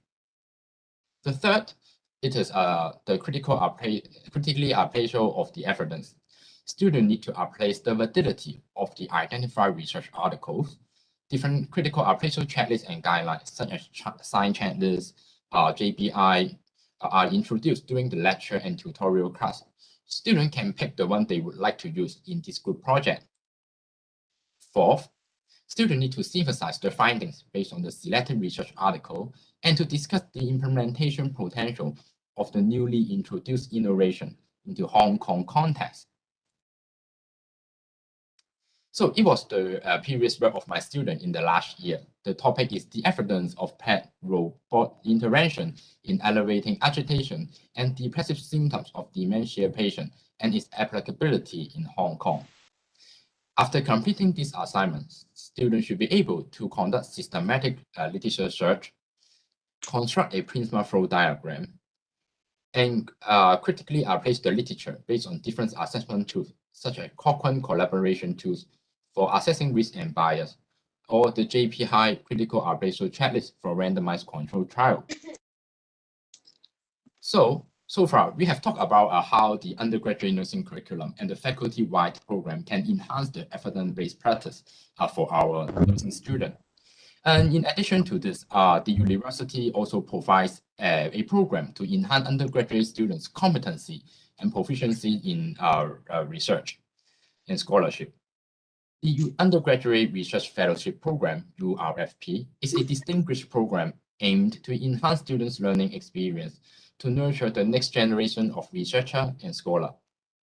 But of course, because of the limited quota of the program, only students who are in the 19th percentile of top students in a study program or who have a cumulative GPA 3.5 or the above are eligible to join this program. Students enrolled in the URFP are required to undertake a research study, and each student under the program will be assigned a supervisor who will provide research mentorship to the student. And the supervisor are the professorial staff of the School of Nursing who have a strong research track record and experience in supervising research postgraduate students such as PhD or MPhil students. And all students enrolled in the program will be required to produce a research deliverables at the end of their year of the program, such as dissertation or a research paper. So here is the summary of our teaching and learning strategies for building a foundation for research and evidence-based practice for our undergraduate nursing students. First, knowledge building. We provide free sequential courses to develop research literacy, medical statistics, knowledge, and skills in evidence-based practice of our undergraduate nursing students. Second, we increase the research engagement. The interdisciplinary health research project offer hands-on exposure to actual research project for our nursing students. And also, they need to work with other disciplines, such as medical students and pharmacy students. Third, it is role modeling and mentorship. The URFP programs provides an important platform to engage academically outstanding students in faculty lab project and scholarship. Now, I would like to talk about the Master of Nursing program. The Master of Nursing program provides opportunity for nurse graduates to prepare for advanced practice nursing in keeping with the rapid changes in the healthcare system in Hong Kong. To meet the educational needs of our students, there are different study tracks within the program, such as advanced surgical nursing, advanced community and public health nursing, and pediatric nursing. No matter what study track the student chose, all students in the Master of Nursing program need to take the course Research Method for Health Professional and Translational Nursing Research. This course of research method is designed to enhance students' understanding and application of research. It includes paradigm for nursing research, processes associated with quantitative and qualitative research method, and research ethics, of course. For students who would like to advance their knowledge in critical appraisal and statistics, they can also enroll in the elective courses such as epidemiology and critical appraisal and statistical practice in health sciences. In the final year, all students are required to complete a dissertation about evidence-based practice. The course Translational Nursing Research aims to prepare students for translational nursing research and using evidence as the basis of clinical and public health practice. It will cover the principles and methodologies in translational nursing research, including systematic review and critical appraisal, assessing implementation potential of an evidence-based innovation, developing evidence-based practice guidelines, developing plans to implement the innovation and evaluate outcome. Workshop about academic paper writing and sample size calculation will be provided as well to support our students. The course is very important and crucial to prepare students for their dissertation at their final year. The purpose of the dissertation is to provide opportunity for students to construct a scholarly activities relevant to nursing using a translational nursing research approach. And at the end of the dissertation, students should be able to identify practice and system problems significant to nursing. They should be able to formulate clinical questions, synthesize and critique research related to the clinical question they identify, design the implementation and outcomes evaluation of the findings associated with the synthesis by applying the principle of translational nursing research. The dissertation of the Master of Nursing program is made up of 3 components. First, it is an integrative review of a chosen topic. Students need to select a clinical questions, followed by a systematic review and critical appraisal. In the second part of the dissertation, students need to assess the implementation potential of an evidence-based innovation and to develop an evidence-based guideline. In the final part of the dissertation, students need to develop plans to implement and evaluate the innovations. The dissertation covers all 5 steps of the CCD statement in teaching and conducting evidence-based practice. In addition to individual consultation, 7 tutorial classes are arranged to guide the student. 1 tutor and 5 to 7 students form a tutorial group. To facilitate peer learning, students need to give a presentation on their progress in each tutorial classes. Tutor and student need to give feedback to the group mates so that they can learn from each other. So in Hong Kong U, we strive to provide different teaching and learning opportunities to enhance student competency and interest in research and evidence-based practice. In our undergraduate program, we provide our students with intensive training and hands-on experience in nursing research. In the Master of Nursing program, we further consolidate and enhance student proficiency in research and scholarship. We also provide a capstone experience for students to integrate the knowledge and skills acquired in the curriculum and in their own clinical settings. Ultimately, we hope that our students can develop an evidence-based guidelines which can really benefit the clinical setting they are currently serving. Of course, for students who would like to further excel in research and leadership, they can enroll in our Doctor of Nursing program. Then they will need to really roll out the evidence-based practice guideline and do the evaluation in their own clinical settings. So that's the end of my presentation, and thank you so much for this opportunity to share the work done by Hong Kong U School of Nursing. So comments and questions are welcome. Thank you.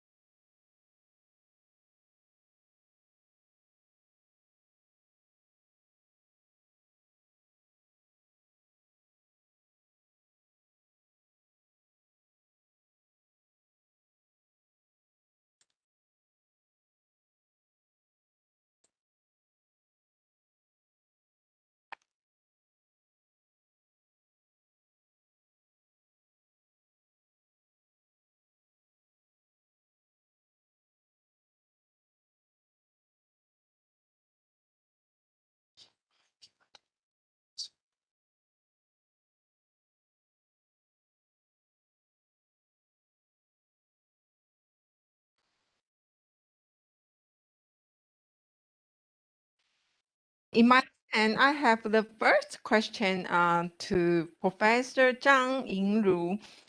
Okay, this question, no name left. Okay, thank you so much for your fruitful speech.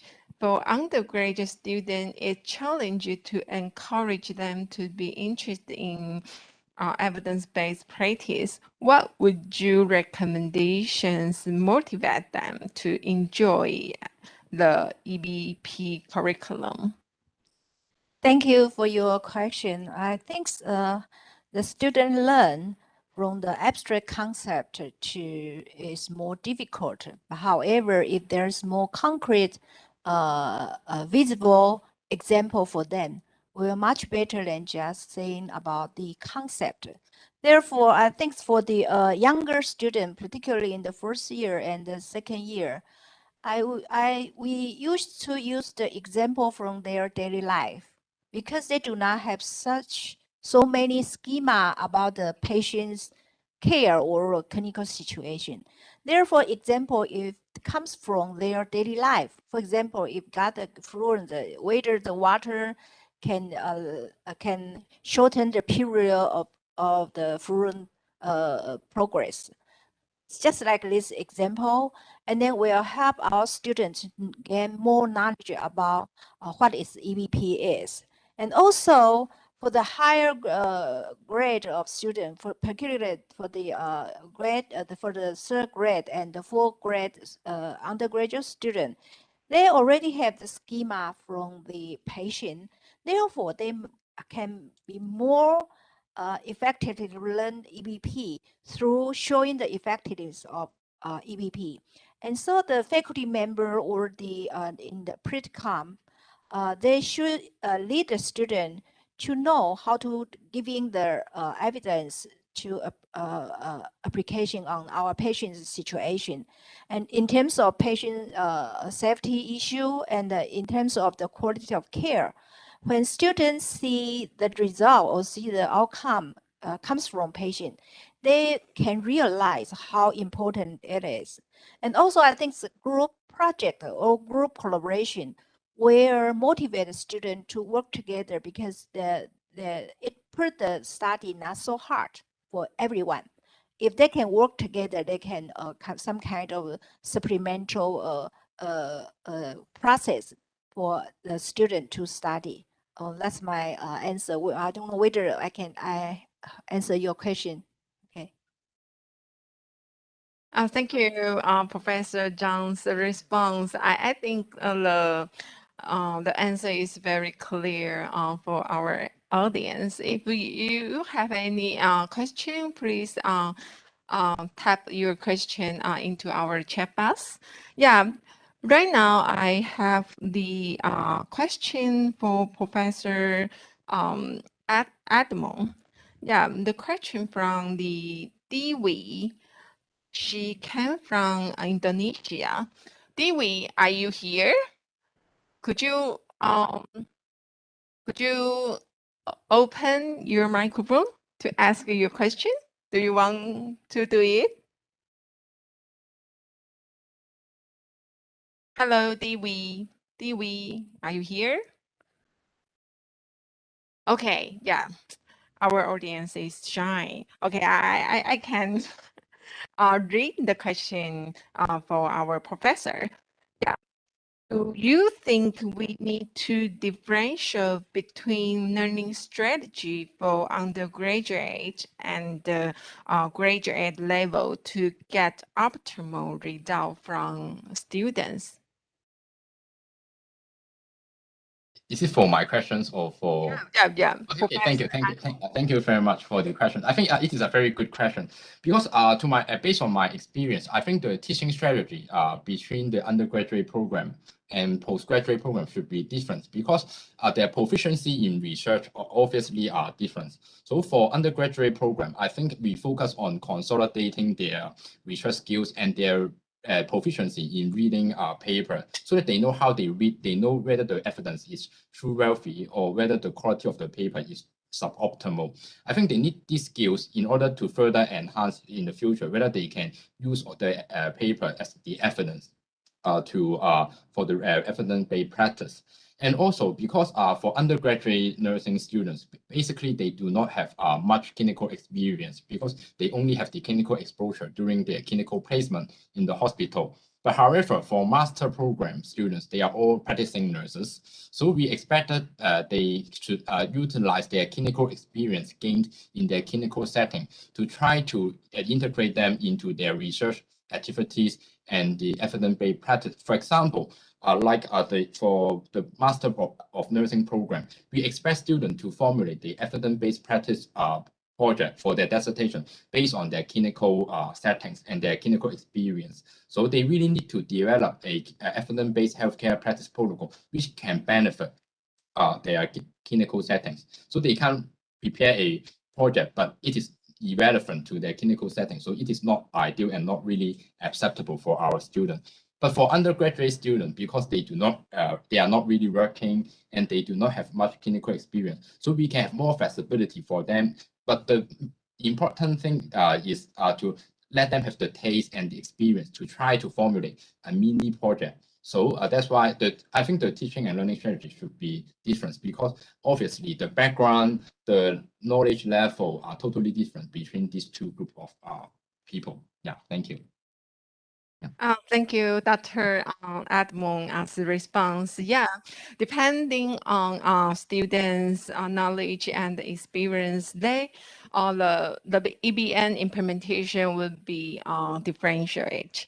Yeah, so in our chat box, we also received several messages. Yeah, from Ben Ho University of Hologogo, Australia, yeah, to Dr. Edmond. Thanks for Dr. Edmond sharing the interdisciplinary HRP is a phenomenal approach for students to work as a team to address healthcare topics.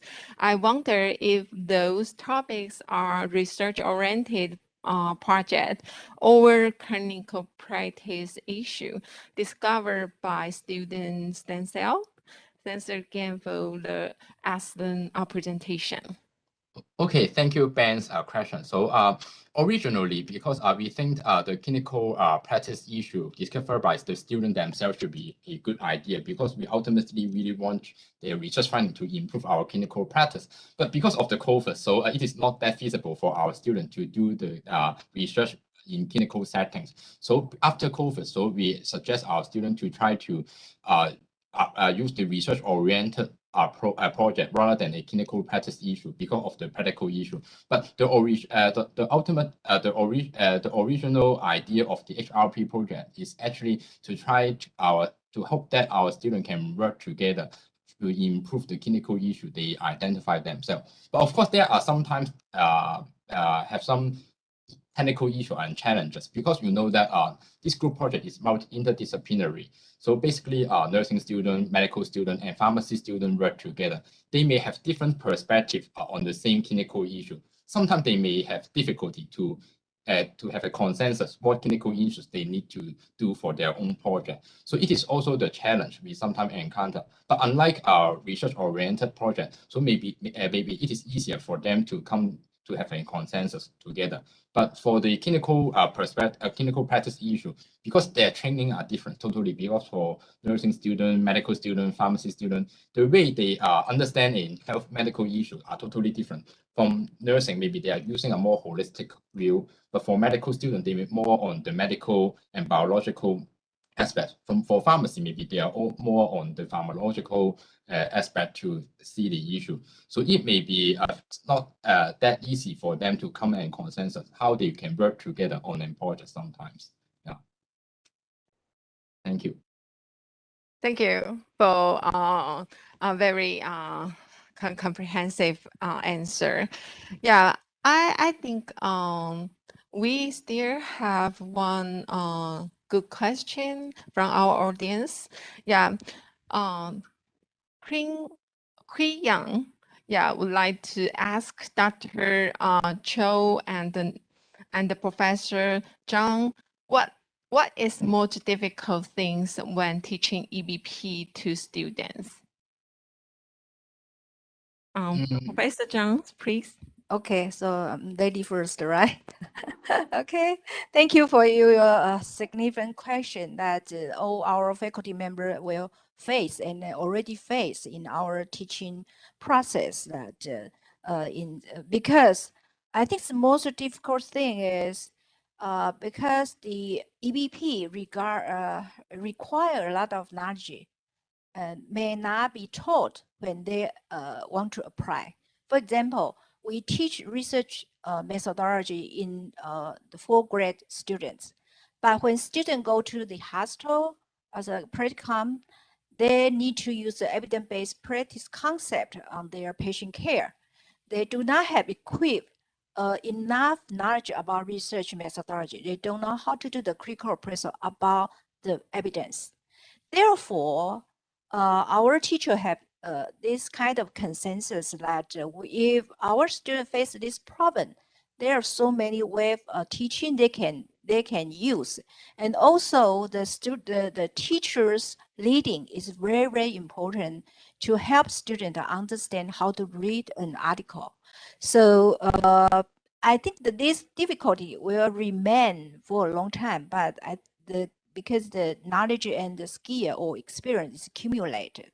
And until they go to the 4-year grade, when they study the nursing research, and they will have a kind of the aha, and everything is there, and then combine all the knowledge and the memory together with their in this course.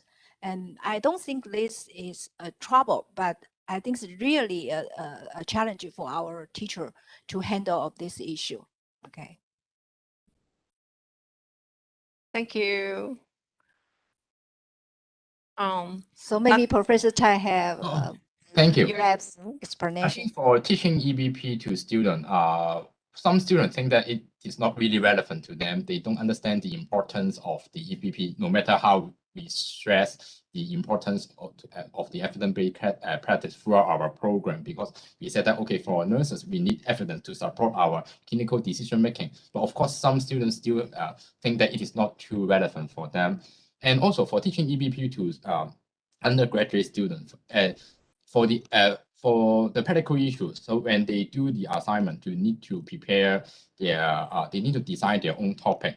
Because of their limited exposure to the clinical setting, sometimes it is not very easy for them to identify a good evidence-based healthcare practice question for them to do the group assignment. Because we expect our students to find some innovative practice and can benefit the nursing practice and patient outcome in Hong Kong.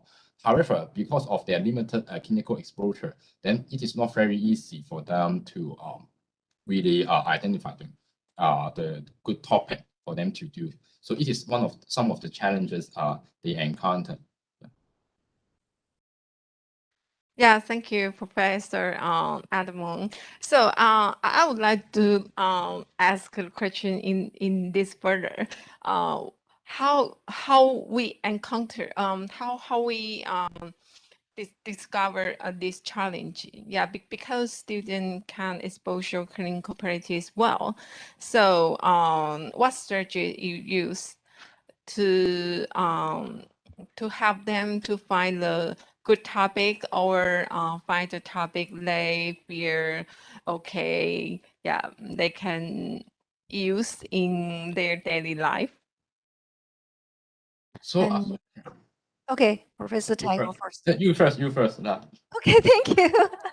First, in our experience from the NCKU, we create a lot of scenario which comes from the true world and then help the student to understand what situation is. So the teaching by the scenario is quite important for students to think and then to try to figure out what exactly the clinical situation is.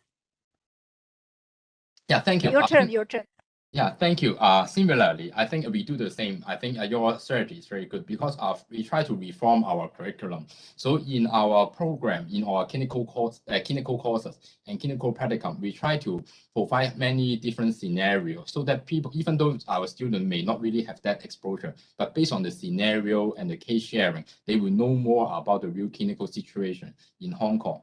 And we also request our students during each clinical practicum, they need to identify several interesting cases and they need to discuss the case with their other students in the same group during the practicum using a PBL approach. So it can stimulate our students to understand the current situations of the clinical issue in our Hong Kong local setting. So we hope that this experience and this sharing and the scenario can really help our students to stimulate them to think what the problem is in Hong Kong and what they can do to improve the current situation.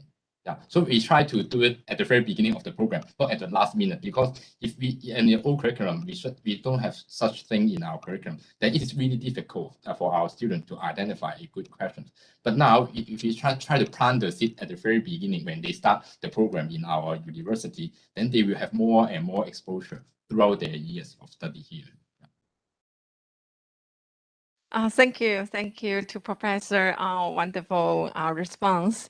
And we still have the last question. This question from the Alan Paul, University, Philippines. Alan, could you want to open your microphone to ask your question? Alan? Yeah. Hello. Okay, Can thank you. everyone hear me? Thank you. I'm Alan from St. Paul University, Philippines. I would like to ask what specific steps are undertaken by your university to support faculty in teaching EBP? Are these in the form of seminars, workshops, or assisting them in doing their own research as faculty members? Thank you so much.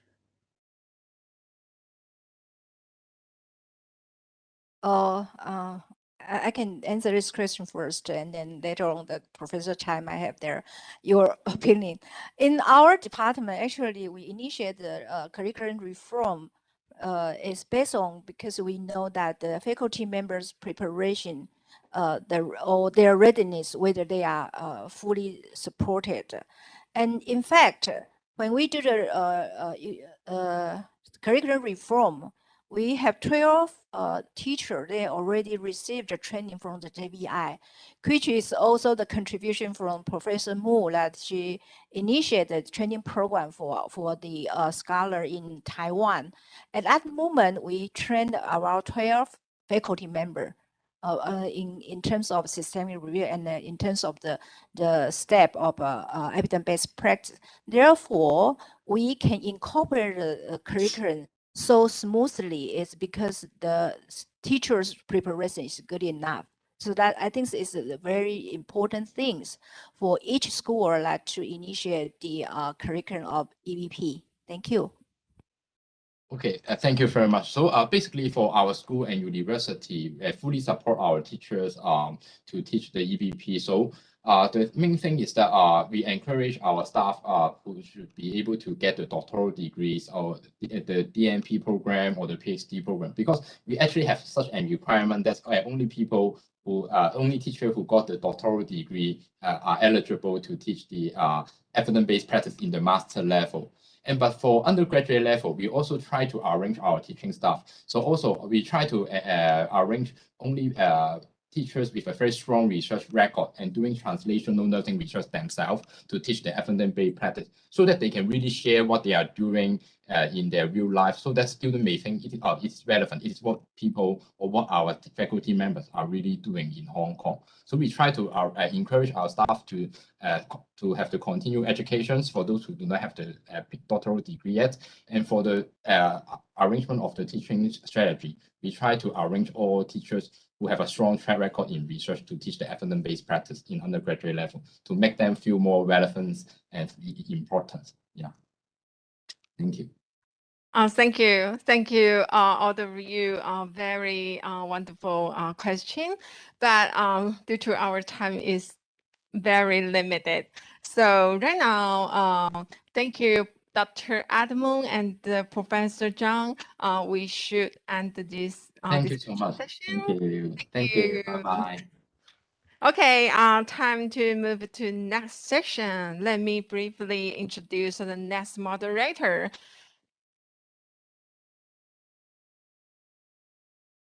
Next moderator, Professor Fang Wenhu. Currently, she is a clinical assistant professor. She is affiliated with NCKU Hospital and teach at the Department of Nursing at the same time. Her fields of specialization include adult nursing and gerontological nursing. Please help me to welcome Professor Fang Wenhu.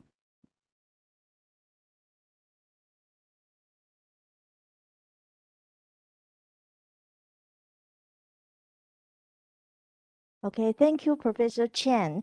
It's my honor to be a moderator of this session. And the final panel session this morning will start with building a foundation for an evidence-based approach to healthcare in Japan.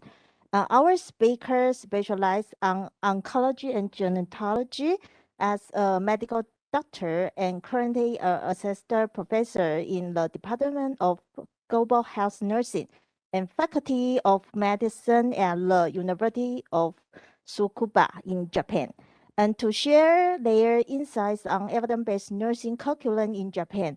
Let's welcome to the Professor Gang Chi-mei.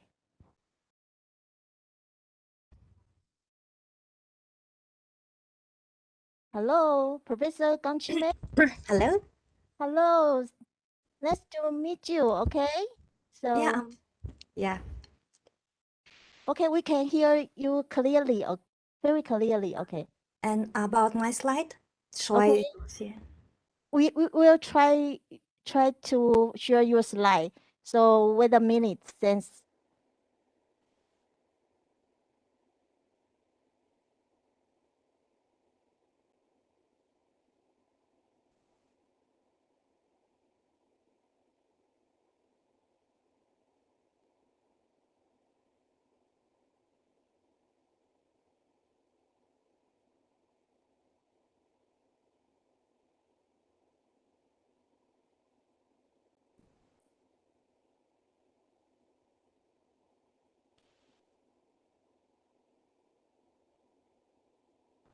hello, Professor Gang Chi-mei, can you see the slide online? Yeah, I can.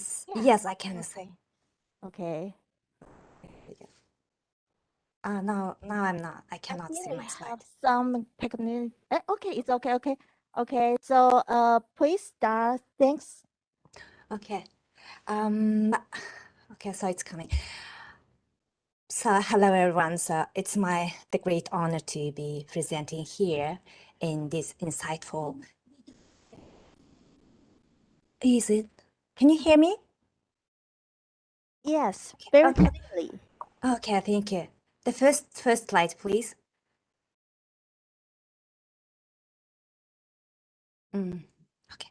Yeah, here. So again, hi, hello everyone. So it's a great honor to me to be here as a presenter in this great the workshop, and thank you for inviting me in this workshop and sharing my experience. And now I'm currently teaching at Tsukuba University, and I will talk about my experience, how the building the foundation of evidence-based approach. So next slide, please.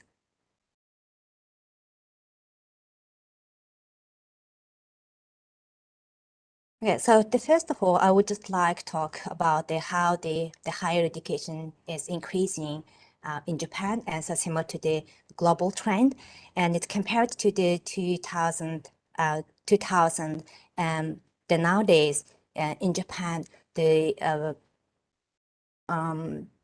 higher degree of the nursing education is increasing, and if you see in Japan is having the private schools and then local government schools and national schools providing the nursing education.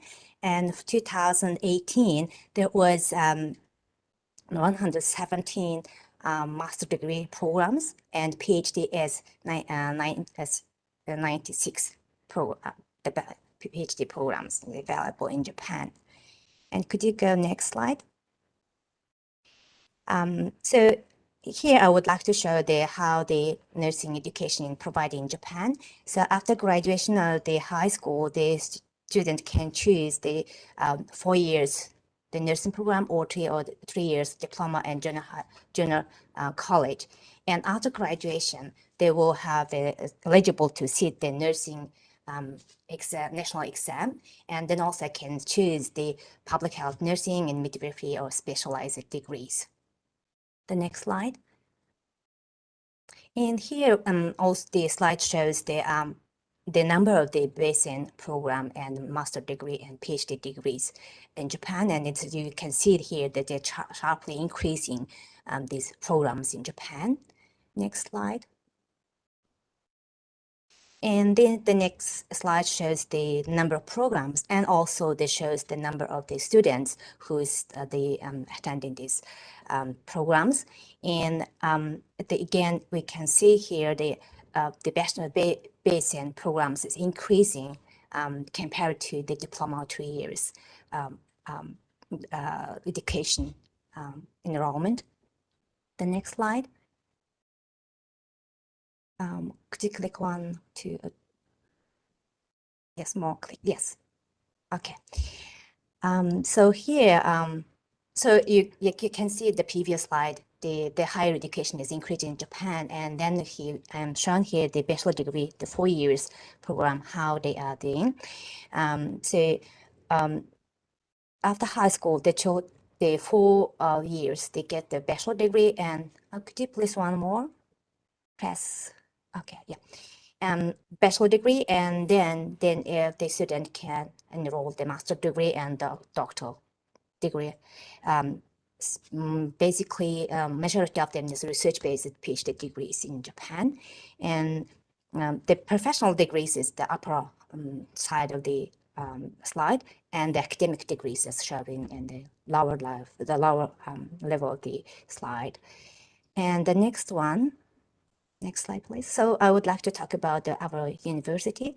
So our university is providing master and PhD in 4 years bachelor degree nursing program. Next one. One more. One more. Yes, yes, please. Oh, okay. So here is I'm showing the I will more focus on the BASIN bachelor degree nursing program, and the curriculum is it's shown as we follow the Ministry of Education, and follows what kind of the subjects that he taught in bachelor degrees and by years. So the first year, the students have the more liberal arts and more basics. And from the second year, they're starting to fundamental professional class, courses. And from the second year, we're starting to teaching them the research methodology as a basis of the evidence base of medicine, the practice. And then the third and fourth degree, the year students is attending classes, and then they sit the exam and get the degrees. And after that, they can choose whether to go to the graduate program or they can work. Next, please. So as we know that the evidence-based practice components is the best research, evidence and clinical expertise, and the patient's needs and values. So we more focusing, our department more focusing on the research-based. We try to give the good fundamentals of the research for our students. Next, please. So here, shows what kind of the courses we're providing to build the foundation of the evidence-based practice in our nursing students. And we basically believe that with the good research competency, we can develop more further evidence. They can practice more evidence-based knowledge and practice. And then starting from the second year, we teach in the epidemiology and clinical statistics for the student. And also we providing global health nursing, which means we try to get what is the trends of the global health and what kind of research studies is conducting in the globally, and give them the global perspective of the evidences. In the third year, we are focusing on the research designs and methodology. And then we're also providing to students beside these epidemiology classes, our faculties, they share their own experience of research, how they're doing experiences, and also how they're practicing the evidence into their practice, their own practice. And the fourth year, students doing the internship, and also they select the department and then go to they conduct this research. So I will talk a little detail in next slide. Okay, so the second year, the aiming to teaching them the basic skills of evidence-based practice, introducing the research courses to give them the research designs, and also the how to formulating research questions, and also the teaching them how they find out the good evidence. They doing the systematic research searching, and then they're praising or reading and summarizing the research articles. And the third year, we introducing the introduction to the nursing research methodology, and more details of especially about focusing on the research methodologies and quantitative, qualitative, and also talking about the epidemiology skills. And the fourth, based on the accumulated this research, students could select the department, choose this department or the faculties, their interest, and then they, under the supervision of the professor, they develop their own research question and make a proposal and implement the research study, and at the end, all students present what the result of the study, and that is makes them. They feel that what is evidence, how they can use these knowledges into practice. Next slide, please. Okay, so I will just briefly talk about what we exactly teaching, what like my experience, which is the I wanted to cover here. And this is the way teaching students to introduction nursing research methodology. And could you go next slide? And then this course provides an overview research from the perspective of the nursing science, and the student can learn about what is the research methods, what is the pros and cons of the research methods, and how they can apply. And then also they do what is the literature review, what is the differences between systematic review and meta-analysis. And also we teach them what is the structure of the academic paper and how to critically appraise, and also ethical procedures and fundamentals of overview of the evidence-based practice. And then these classes they're provided by all faculty members, and then they teach these fundamentals and also share their knowledge and skills. And then the student also can read their dissertations or their papers they published by professors, and they're practicing them. And if they have questions, they're asking. And the objectives of these classes, the students, they need to understand what is the significance and the role of the conduct research, and also practical. We're also covering what is the practical approaches.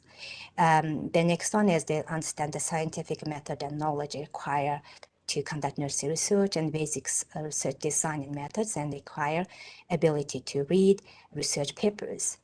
The next, please.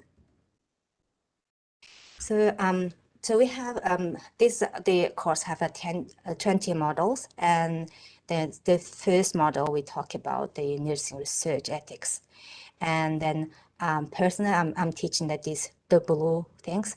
So model identify research question or formulating PICOT question, and basic research searching for evidences and literature review, and appraising the evidences.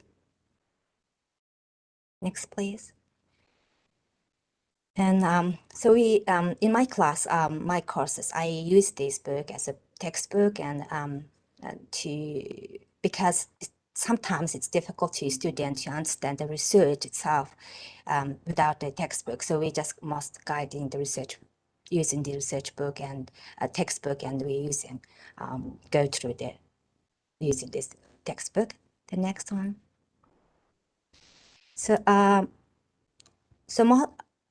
I think personally, I think this the PICOT, the formulating research question, is very important for students to understand, because they don't have any research ideas, and to making research question and formulating PICO formatting, that makes them easier to understand what they are looking for and how to make the questions and how to identify their problems as a more systematic way.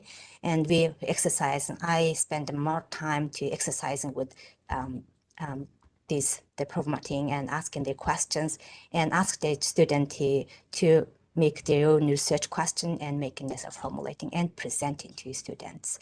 And we also putting here what is the PICO and what is the inclusion exclusion criteria, so in details of the PICO formatting, and that gives more motivation to students to understand what the research is. The next, please. So and to this class, we asking students to like first individually work, asking them individually, and when we have in classes the lecture style, so we putting the student a small group to work together to having their own interest of the research question, and they select one and putting it their format, and then present why they're putting this one, what is the inclusion exclusion, and based on the PICO format, they are more illustrating the putting proposals of their own interest. The next one.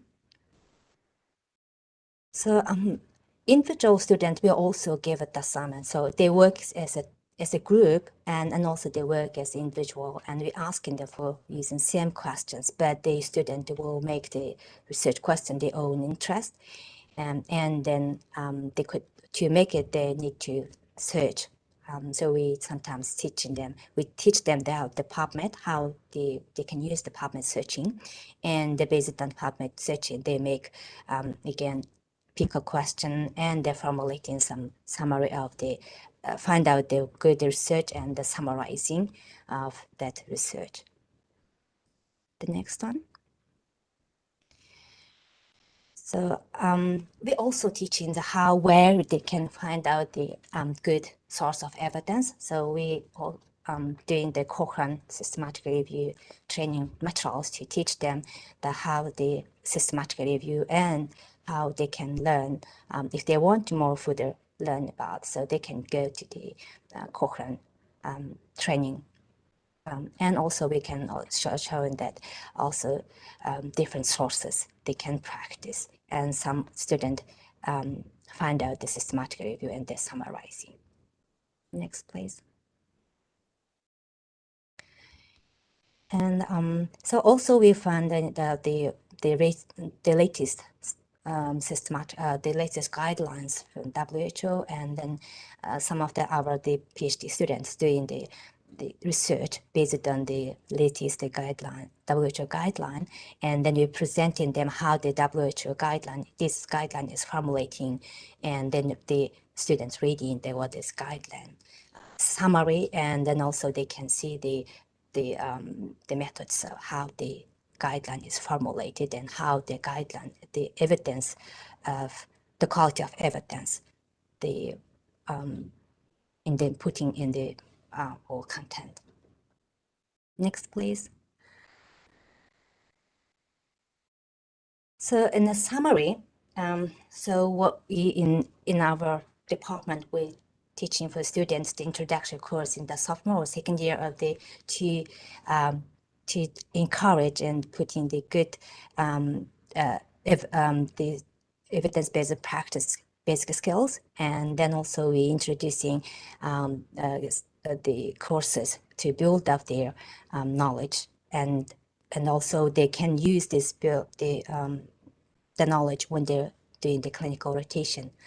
The third one is they're doing the gathering this knowledge and also the practice they present they make in the proposal the whole day last year, and they're doing small scaled surveys, or some students are doing reviews and presenting at the end. And this we aiming to enhance their critical thinking and motivating to continue their professional growth to pursue graduate studies and the better assumption or the users of the evidence-based medicine or practice in for their life, for the practice and transferring evidence to practice. The next, thank you so much. So this is what we are doing currently in our department to fund the evidence-based medicine. Okay.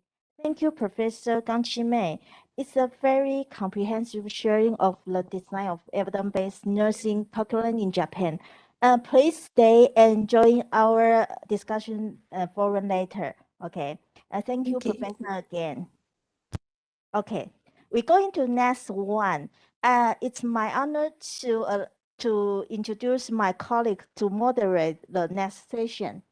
Okay, Professor Lai Weishu Lai Weishu. Okay.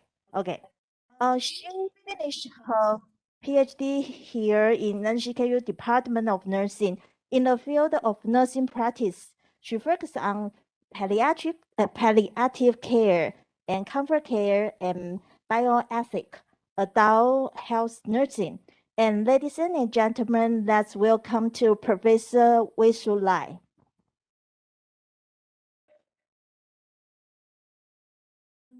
Thank you so much. Thank you so much, Professor Fang Wen. It's my honor to introduce the Professor Rowerman in this session. After we hear the curriculum foundation in Japan, let me take you to Thailand to understand more about evidence-based healthcare curriculum development for graduate program in nursing. Our speaker finished her Doctor of Science in Nursing from the School of Nursing at the University of Alabama in Birmingham, USA. She specialized in chronic kidney disease. In addition, she also focuses on evidence-based nursing and health promotion. Currently, she is also a programs committee member of the international programs of PhD in nursing science. Ladies and gentlemen, let's welcome Professor Rowerman Sritasas from Mahidol University in Thailand. Thank you very much. Can I share my slide?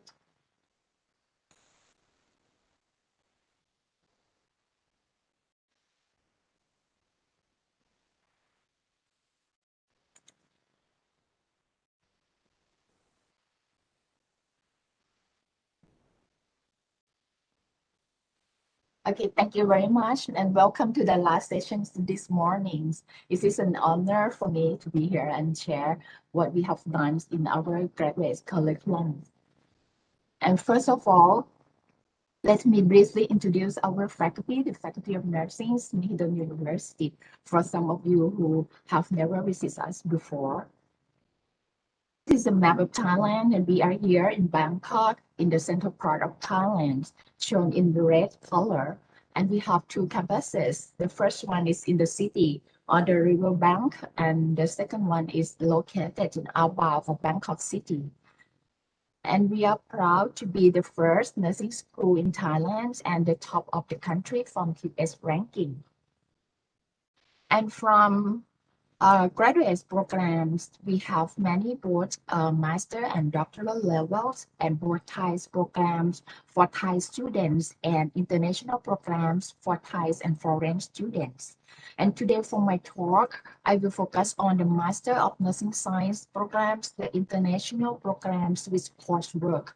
Since we have two plans, thesis only and coursework with thesis. And I'm focusing on the last one, which is revised every 5 years, and our last revision is last year in 2020. And this program is a clinical program with 3 concentrations.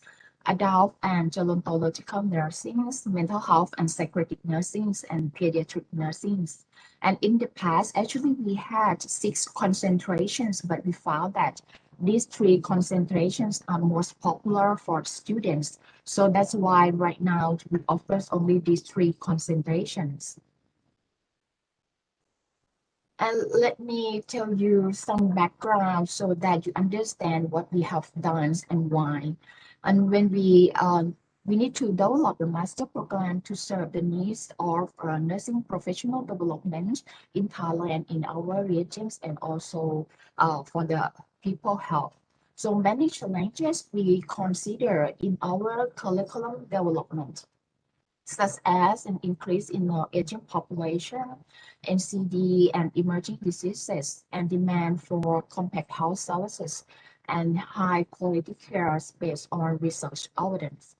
And nowadays, health problems of clients are more complex, and our clients have different social and cultural contexts influencing their health and well-being. In addition, working with healthcare teams, nurses need to have good communications and coordination skills in order to provide care effectively. So nurses with master prepare should be knowledgeable and capable to handle these challenges.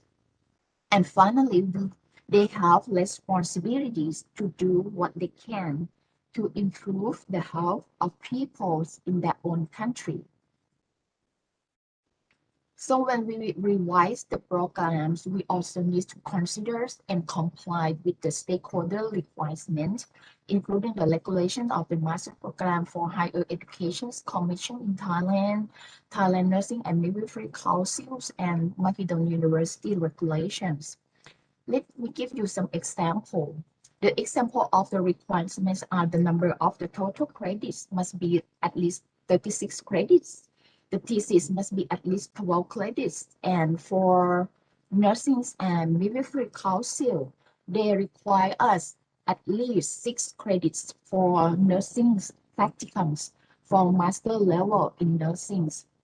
So that's why we cannot do like only 1 year master program like in Hong Kong University. And moreover, we also consider requirements from important stakeholders, including employers of our graduates, alumni, current students, and our academic staff. So to develop the curriculums, we conducted need assessment survey to get the required needs from them. For example, we asked our graduates, employers, about their satisfactions on our graduates, and also asked them to tell us skills and competencies for graduates with master's degree that the employer consider as important ones to succeed in their organizations. Let's take a guess what the employer needs from the nurses with master prepare. What do you think? Yeah, we found that the most important skills and competencies required from the employers are having advanced nursing knowledge, utilizing evidence-based practice to improve patient outcomes, and designing and conducting research projects, and followed by teamwork skills. They said that our graduates, they are very good in knowledge and skills in nursing, and they are very good in their own individual work, but they need more teamwork skills. This is all the requirements and example from our requirement from the employers. However, all requirements from all stakeholders are taken into account to develop the programs.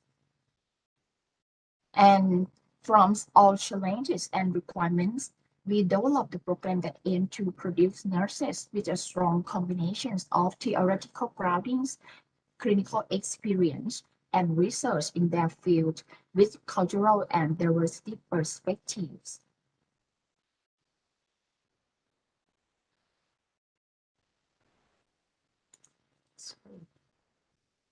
And with outcomes-based curriculum that we use, we formulate the program's learning outcomes or expected learning outcomes as shown in this slide. And of course, evidence-based practice is an important part of the expected learning outcomes of the program. And this is our program structure. The program structure was formulated in relation to the Blackboard curriculum designs, which I have no time to share with you in detail here. However, our expected learning outcomes are used to design the courses, the teaching and learning activities, and students' assignments. And finally, our revised programs includes 10 courses and theses with a total of 36 credits. All are offered within 2 academic years. The first year is coursework and the second year is thesis. And let's talk about the coursework. These are the coursework during the first year. Is 24 credits in totals. And in detail for course, all students have to take them with 9 credits. We have 4 courses.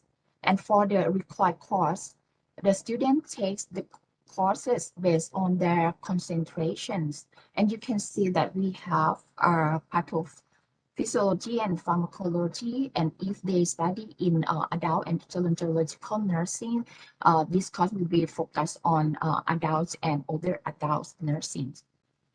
And we also have theoretical nursing for 3 credits.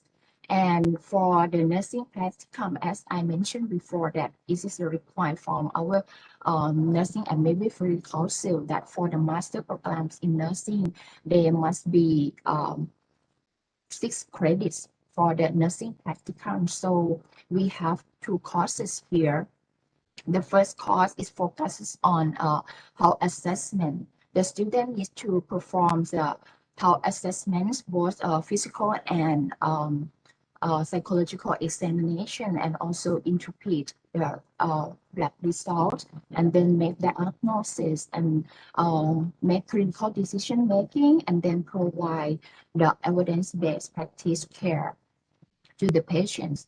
And another one is nursing practicum that we focus on case-based. We let the students study that case-based and also the situation based on their population of interest. We also have elective course for 3 credits as well. So all courses in the curriculum are together to enable students to achieve the expected learning outcomes. And however, we have some challenges here that how we offer all courses to meet their expected learning outcomes of the students and to get the student the thesis in their second year and to complete the program within 2 years. So a lot of work and really challenging. And let me share you what we do.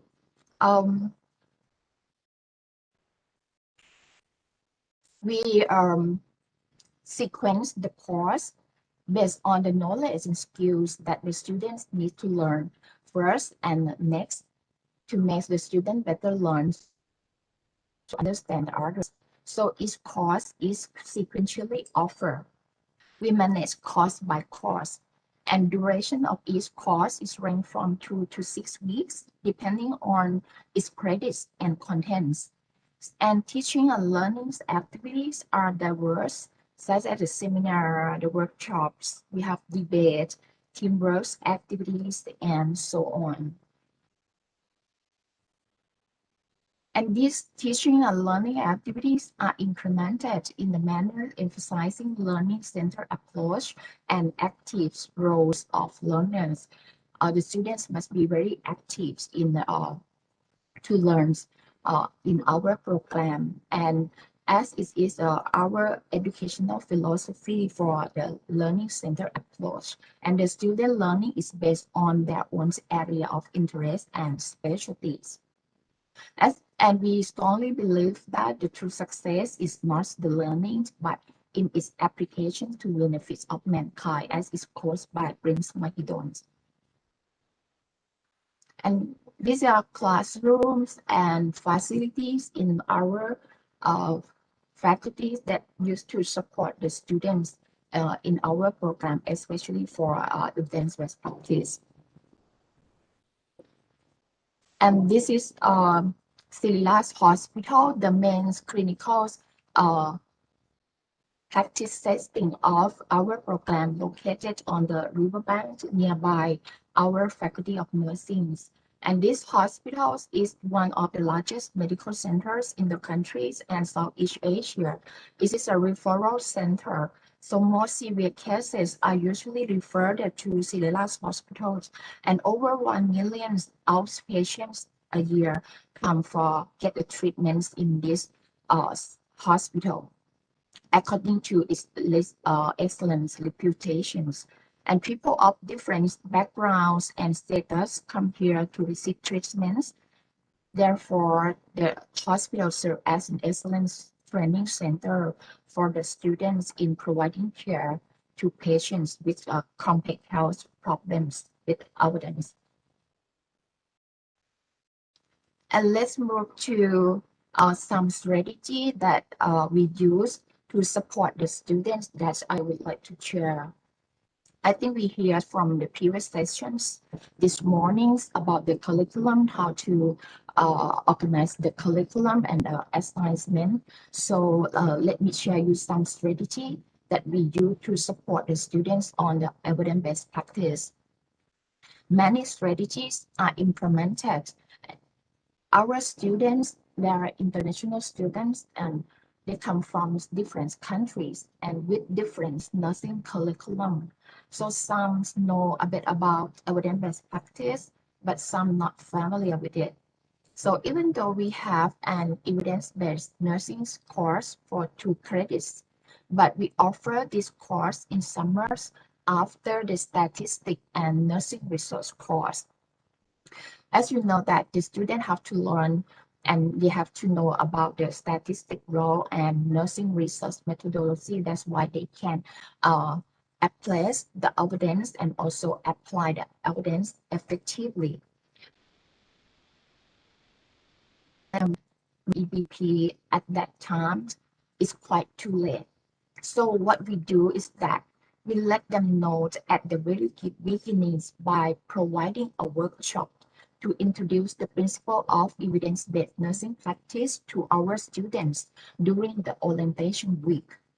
We have 1 week orientations prior to studying the program. And in the orientation week, we inform them the principle of evidence-based practice to let them understand, and we emphasize the importance of evidence-based practice, the principles and process of evidence-based practice, and we also inform them and emphasize them that nurses are committed to provide high-quality care that meets the needs of their clients, and evidence-based practice look at the best evidence to identify the methods of improvement. So as the master prepare and graduate in the future, they need to use the evidence-based practice. They need to focus on the evidence-based practice and understand this very well. And our program is stressed on that one. And we train them in our orientation programs about the essential skills for evidence-based practice, such as show how to locate the evidence, and from PICO to search strategies, and how to search databases, and how to access evidence, and how to apply the evidence. And based on the students' comments, the information is useful and applicable to their studies because they can apply this knowledge and skills in every course in their program as well. We also introduced them the SPSS programs in the orientation week as well, and other workshops and activities such as the academic presentations, Turnitin and honors are provided during the coursework, especially in the first semester. And not only the knowledge and skills in nursing, but also the skill in workings are important, because nurses have to work with their colleagues, and also they have to work with the patient and family as well. So Mahidol University requires the students to undertake the skills development activities. So we call soft skills or skill for work. Students can attend a variety of activities in each soft skills they want to during the study programs, and they have to complete all requirements to qualify for graduations. And throughout the programs, the students are equipped to manage the complex health problems and promote healthcare outcome by integrating concept, theory, research evidence into nursing practice, think critically, make decisions, and collaborate with others in nursing practice. And thank you very much for your attention. Questions, comments, and suggestions are very welcome. Thank you very much.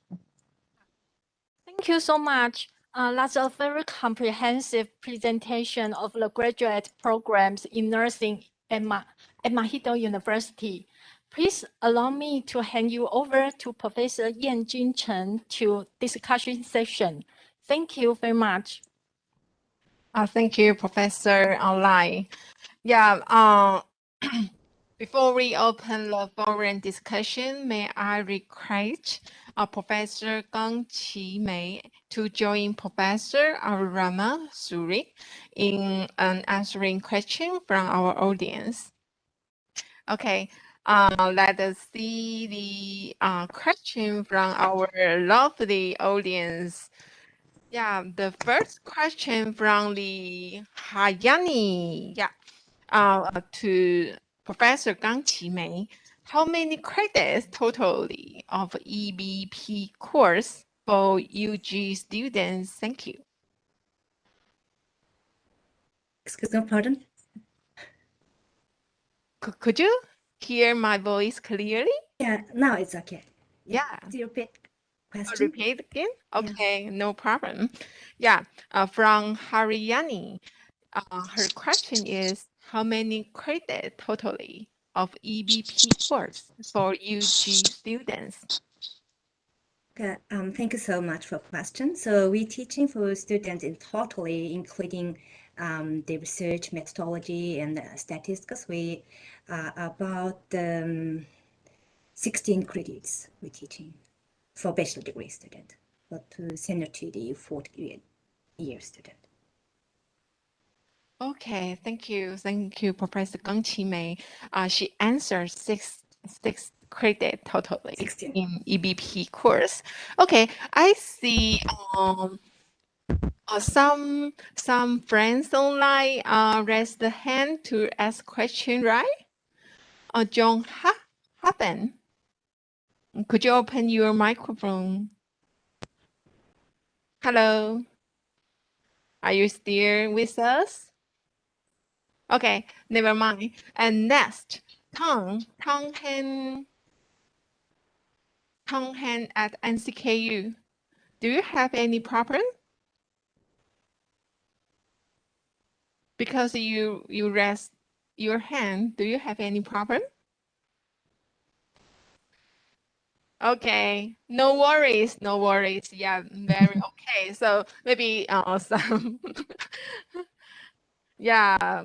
Okay. We go on the next questions. We have a question from our professor, Yuyun Xu. It's a greeting from her. It's nice to meet you again from the internet. This question just for Professor Gang Qimei. Her question is, how do you embed the EBP into the international health course? How do you collaborate the EBP with your international partner school? I see the professor, she is still online with us. So may I invite Professor Yun Xu to open your microphone to say hello? Yeah, I will say hello to the Professor Gang Qimei. It's nice to meet you. from the internet. Last year, I am Professor Gao, both with the Tsukuba University. So nice to see you again. And thanks to the Yanjun speak out my question. Yeah, I know that you have very special the program. It's an international nursing program. Yeah, so I would like to you tell us more about how to incorporate the EBP into the program. Thank you. Thank you so much, and it's very nice to see you on the internet and to say hello to, and thank you very much for inviting here. So our students, 40-year students, they're doing the international exchange program. So when they haven't already have the mind of the foundation of the evidence-based practice, and then when they visit the exchange into the different schools, the abroad schools, they found out they're raising the questions, and then also talk with the same year students from, and then they sometimes some students like developing questions, they identify the gap, or they identify some research questions, and then they apply to make the research question and doing the research, some small scale research, and then presenting. So this is the very important for a student. Then they can collaborate and also encourage each other and learn each other. Sometimes it's the peer learning is doing better than there's only teacher or the more supervising. So we do extend the student to Mongolia and Vietnam and Taiwan University, and also the USA. So we have a collaborative student studies, and also we have a collaborative studies, the master and the graduate programs, and the graduate students come to our university, and then they learn about the more how the research methodology, and our student can doing collecting, or they making proposal collaboratively and learn each other and study, conducting studies. That's just encouraging, and they knows what is the impact of the global health and how evidence-based practice principles can apply for international level. Thank you, Professor Gang Qimei. A very comprehensive response. Thank you so much. And let's go on the next question. This question for Professor Arurama.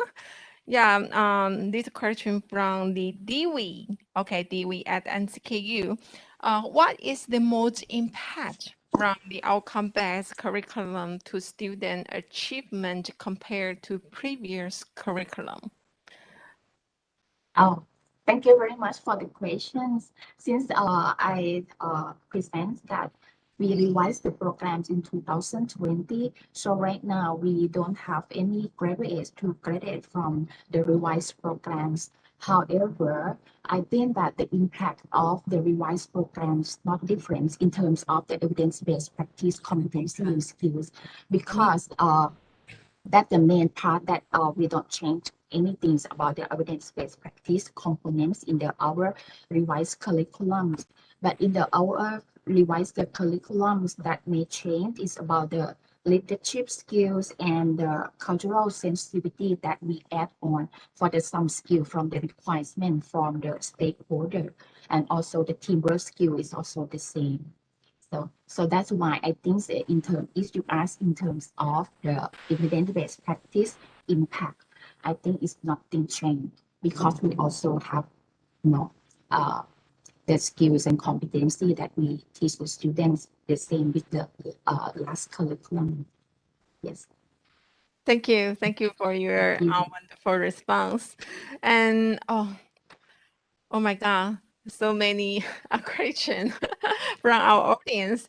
So I quickly go on the next question. This question just for Professor Gang Qimei. Thank you very much for the excellent speech. Could you share how you measure the EBP curriculum effectiveness? Thank you so much for question.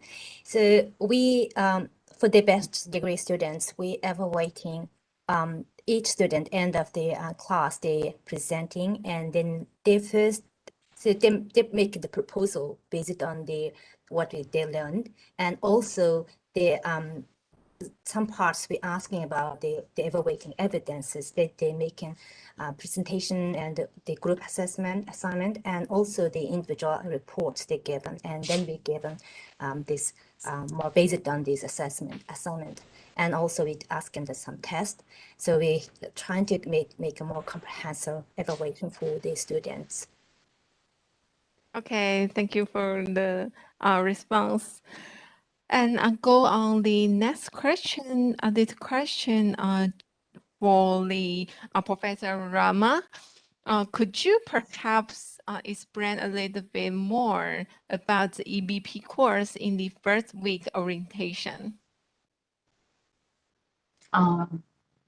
Yes, we provide them the workshop of the EBP that we introduce them. You know, as I mentioned before, our students, some of them not familiar with the EBP. They never studied the EBP in their bachelor program, so they're not familiar with it. So before they enter the program, that's why we provide the workshop for them. It's around 3 days for workshop EBP. So we introduce them at the very beginnings of the EBP concepts and the principles of EBP. And also we provide them more about the essential skills that they need, you know, to perform the EBP. We start from, you know, importance of EBP, why EBP is important, and also the process of EBP, and then, you know, how to formulate the forecast questions, you know, and domains of the questions. And we also introduce them the premise of domains to let them know the hierarchy of the evidence, you know, on each domain. And then, you know, searching strategy from their PICO to searching how they're going to search. And we also train them about database searching in Mahidol University database. This is, for example, that we provide them this kind of knowledge at the very beginning before they start our programs. Thank you for Professor Rama's response. As I know, student exposure in the EBP is less experience. So in the first week, if we can introduce some knowledge, background knowledge about evidence of label, or some resources they can use, like library can teach the EndNote. Yeah, just like that will be more benefit for our student. Thank you for your response. Yeah, we go on the question just for two professors. The question are similar with our previous discussion session. The first one is Yasima from Indonesia. Is there any different curriculum for EBP for undergraduate and graduate students? What differences are those kind of curriculum for EBP for undergraduate and graduate? Do you know what I say? If we provide EBP for students, what differences between undergraduate and graduate? Thank you. Professor Kang Chi-mek, would you want to share first? Thank you so much, question. I think it's very interesting. And for the bachelor degrees, we try to encourage the students to find out what is the basics of how to formulating research question. I think that is the most core, because if they if they have a good formulation of the research question, that would be easier. And then also we give them more research methodology, what is the research, and they need to understand what is evidence and how quality of evidences, in which they were given the kind of overview of the research and also overview of the evidence, level of the evidence, how they're generating and how to search. And this is more research-based for the bachelor degree students, but for the graduate degree students, it's more clinical-oriented because they already have a clinical experience. And we are starting to ask them whether they have found out any gap between evidence and clinical practice. And then they're starting to have a questioning what is how to identify, and then making the research questions and more deep statistical and also more the deep searching, systematic searching and comparison with the systematic reviews and quality of the rating the quality of evidences and the risk of biases. So that is we introducing more focusing, and also we more talk about the synthesis of the evidences. And then also we encouraging all the graduate students and undergraduate students to find out the latest guidelines available, whether they're updated or not. That is common. There is differences too. Thank you. Thank you for your response. Professor Rama, do you have any comment on Yeah, it? I really agree with Professor Ken Schmidt. And also I would like to add on a bit that for the master level, we focus them on to provide care to the complex case, that more complex health problems than the undergraduate students. So they need to provide care based on the evidence to solve the problems with the more complex. So that's why it's a bit different. And also for the bachelor degree programs, they are user of the evidence, so that's a guideline or whatever. But for the master program, they need to integrate the research evidence, Yes. So that's why that is what I would like to add on. Thank you so much. Thank you so much for your insightful response. Yeah, because our time limited, I just select only one question from the Dr. College Philippines. Yeah. This question just for Professor Rama. As curriculum require utilization of several research database, for example, CCHRAN, CNO, that require purchase license, are there any way that nursing school from resources limited country could access other than database for free, other than PubMed? Okay. Yes. Yeah. For this is very important for the databases to support the students in EBP, right? They need to search and locate the evidence that are appropriate to their questions. Very luckily that Mahidol University, we have the databases with a lot of databases, and including the CNALS and also Crocklands, blah, blah, blah. So that's why our students can access to that databases, and they can locate the evidence that appropriate to their clinical questions. Yeah. But if we don't have it, maybe PubMed is the most popular, is for appropriate one. Yeah. Yeah.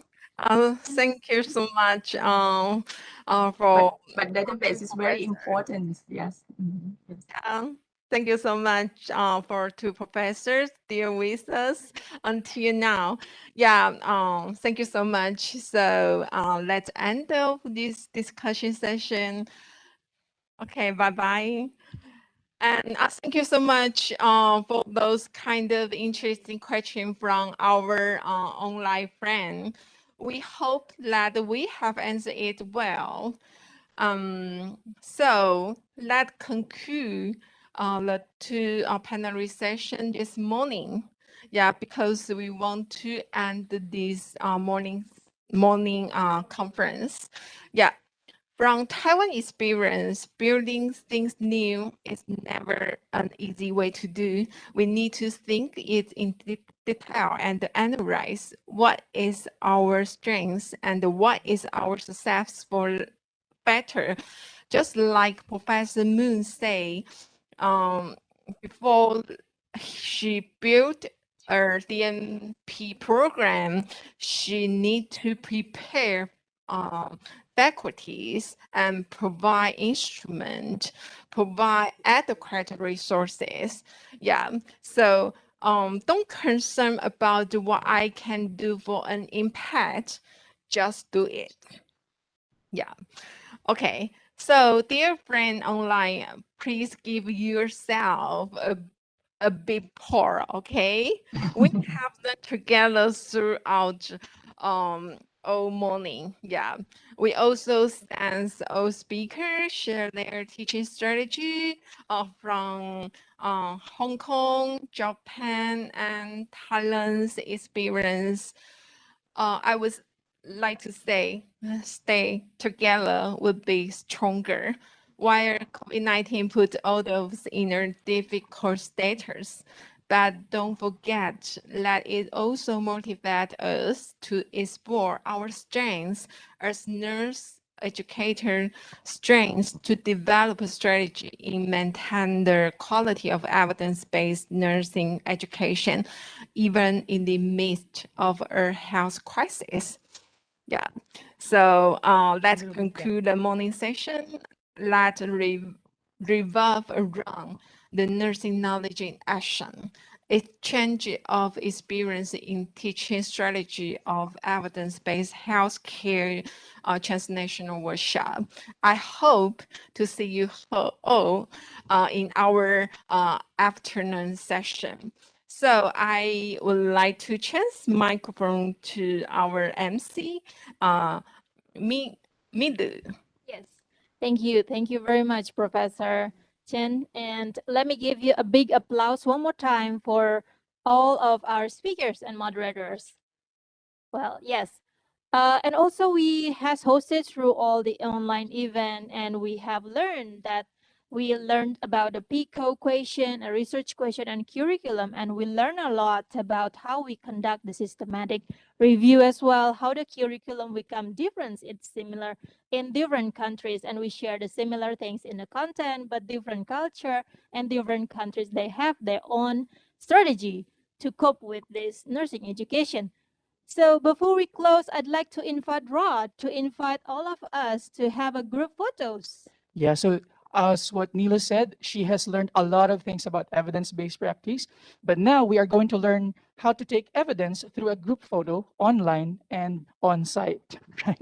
So now we are going to invite all of our professors back on our stage. We have Dr. Edmund, we have Dr. Ganchamek, and we have Dr. Aramamon. And of course, with our professors and moderators and speakers on site here at NCKU Nursing, they are now posing in front of the screen. Yeah. All right. And also we invite all of the participants will turn on the camera. I repeat it again, turn on the camera. All right. Yeah, and show your best performance. Okay. So after this, we're going to take photos with the participants. Let's start with the speakers and the moderators first. Okay. And 1, 2, 3. Screenshot. 1, 2, 3. Screenshot. And then Nong Song Sam. All right. I San. All right. Waki Waki. All right. Ichi Ni San. All right. Thank you so much. And then let's move on with the participants. Yeah. Okay. Okay, one more time. All right. All We right. also have cameras on site. Right. So we have so many cameras. We have screenshots and we have physical cameras. Yeah. All right. Okay. All right. And all professor would Yeah. like to And these say are thank our you. wonderful professors and amazing professors here on site on your screen, if you can Yes. see it, right? And also And of we course, have we have our students and committee. Yeah. All of us would like to thank you for all the participants for the morning session. Yep. And would you like to give the instructions for this afternoon? Sure. All right. Thank you, Rod. So I would like to remind all of participants to go to our chat room because there will be the survey link about the evaluation for today's session. So you can easily go to the chat room one more time. You may go to the chat room and then you will see the survey link because that will be required for all of you to our beloved participant here to fill it out survey. So because that is required for successfully receiving the certificate for this morning session, National Cheng Kung University workshop. So in this afternoon, as Professor Chen mentioned before, that we will have the Asian and Pacific Alliance for Nursing Education workshop that's gonna be more attractive for the afternoon session. And again, this is on your screen that you will see the survey form that will be easily scan the barcode, and then you will see the survey that we already provide. Please fill it out. Otherwise, you will not successfully receiving your certificate. Well, okay, Rod. Yes. Oh yeah, before we forget, Nilo, we also would like to encourage all of our online participants. I really hope that you have taken a selfie with your laptop or maybe took a screenshot of your participation in this webinar, and we are so excited to hear from you. So I really hope that you post your suggestions and your comments and even the things that you have learned Sure. on your Facebook, Yep. Twitter, or Instagram, Any social media. any social media. And please don't forget the hashtag NCKU Nursing and hashtag NCKU EBHC 2021. And speaking of that, we are also looking forward to seeing you this afternoon, right? Oh yeah, Yep. we need also the participant to remain, to stay, and we will take a group photo with all the participants With all online. of the participants because we have so many participants Yeah, here, so there will be some pages. True. So still be ready on your camera. Do you have anybody who is your friend in online audience right Let now? me check. That's supposed to be from where? Oh. Thailand. We do have from Thailand. Oh yeah. Hi. Hello. Yeah, of course, from Indonesia as well. And Indonesia. there are also some of my students in the Philippines right now. That's right. And I promised my student to do this on camera. Okay. And we have from we have from Sri Lanka as well. Yeah. Yep. And we have from, of course, we have from Taiwan, right? Yes. Hello, everyone. Can you say hi to the camera? Hi. There's Yes. Professor Lin. as Yeah, well. we have Professor Lin there as well. Hi, Professor. And yep, we have Right. Professor Janet as well. Some Okay. of the professor already in screen. Mhm. Please turn on your camera. So I'm gonna count 1, 2, 3. There will be one screen per screenshot, and then we will move on to the different group because there's so much. I mean, there's so many of us right now, and Right. that's really so exciting, right? Okay, so we will have multiple screenshots. So please stay and do not move, but don't forget to breathe. Okay, Yes. okay, that's important. Okay, and Okay. keep smiling.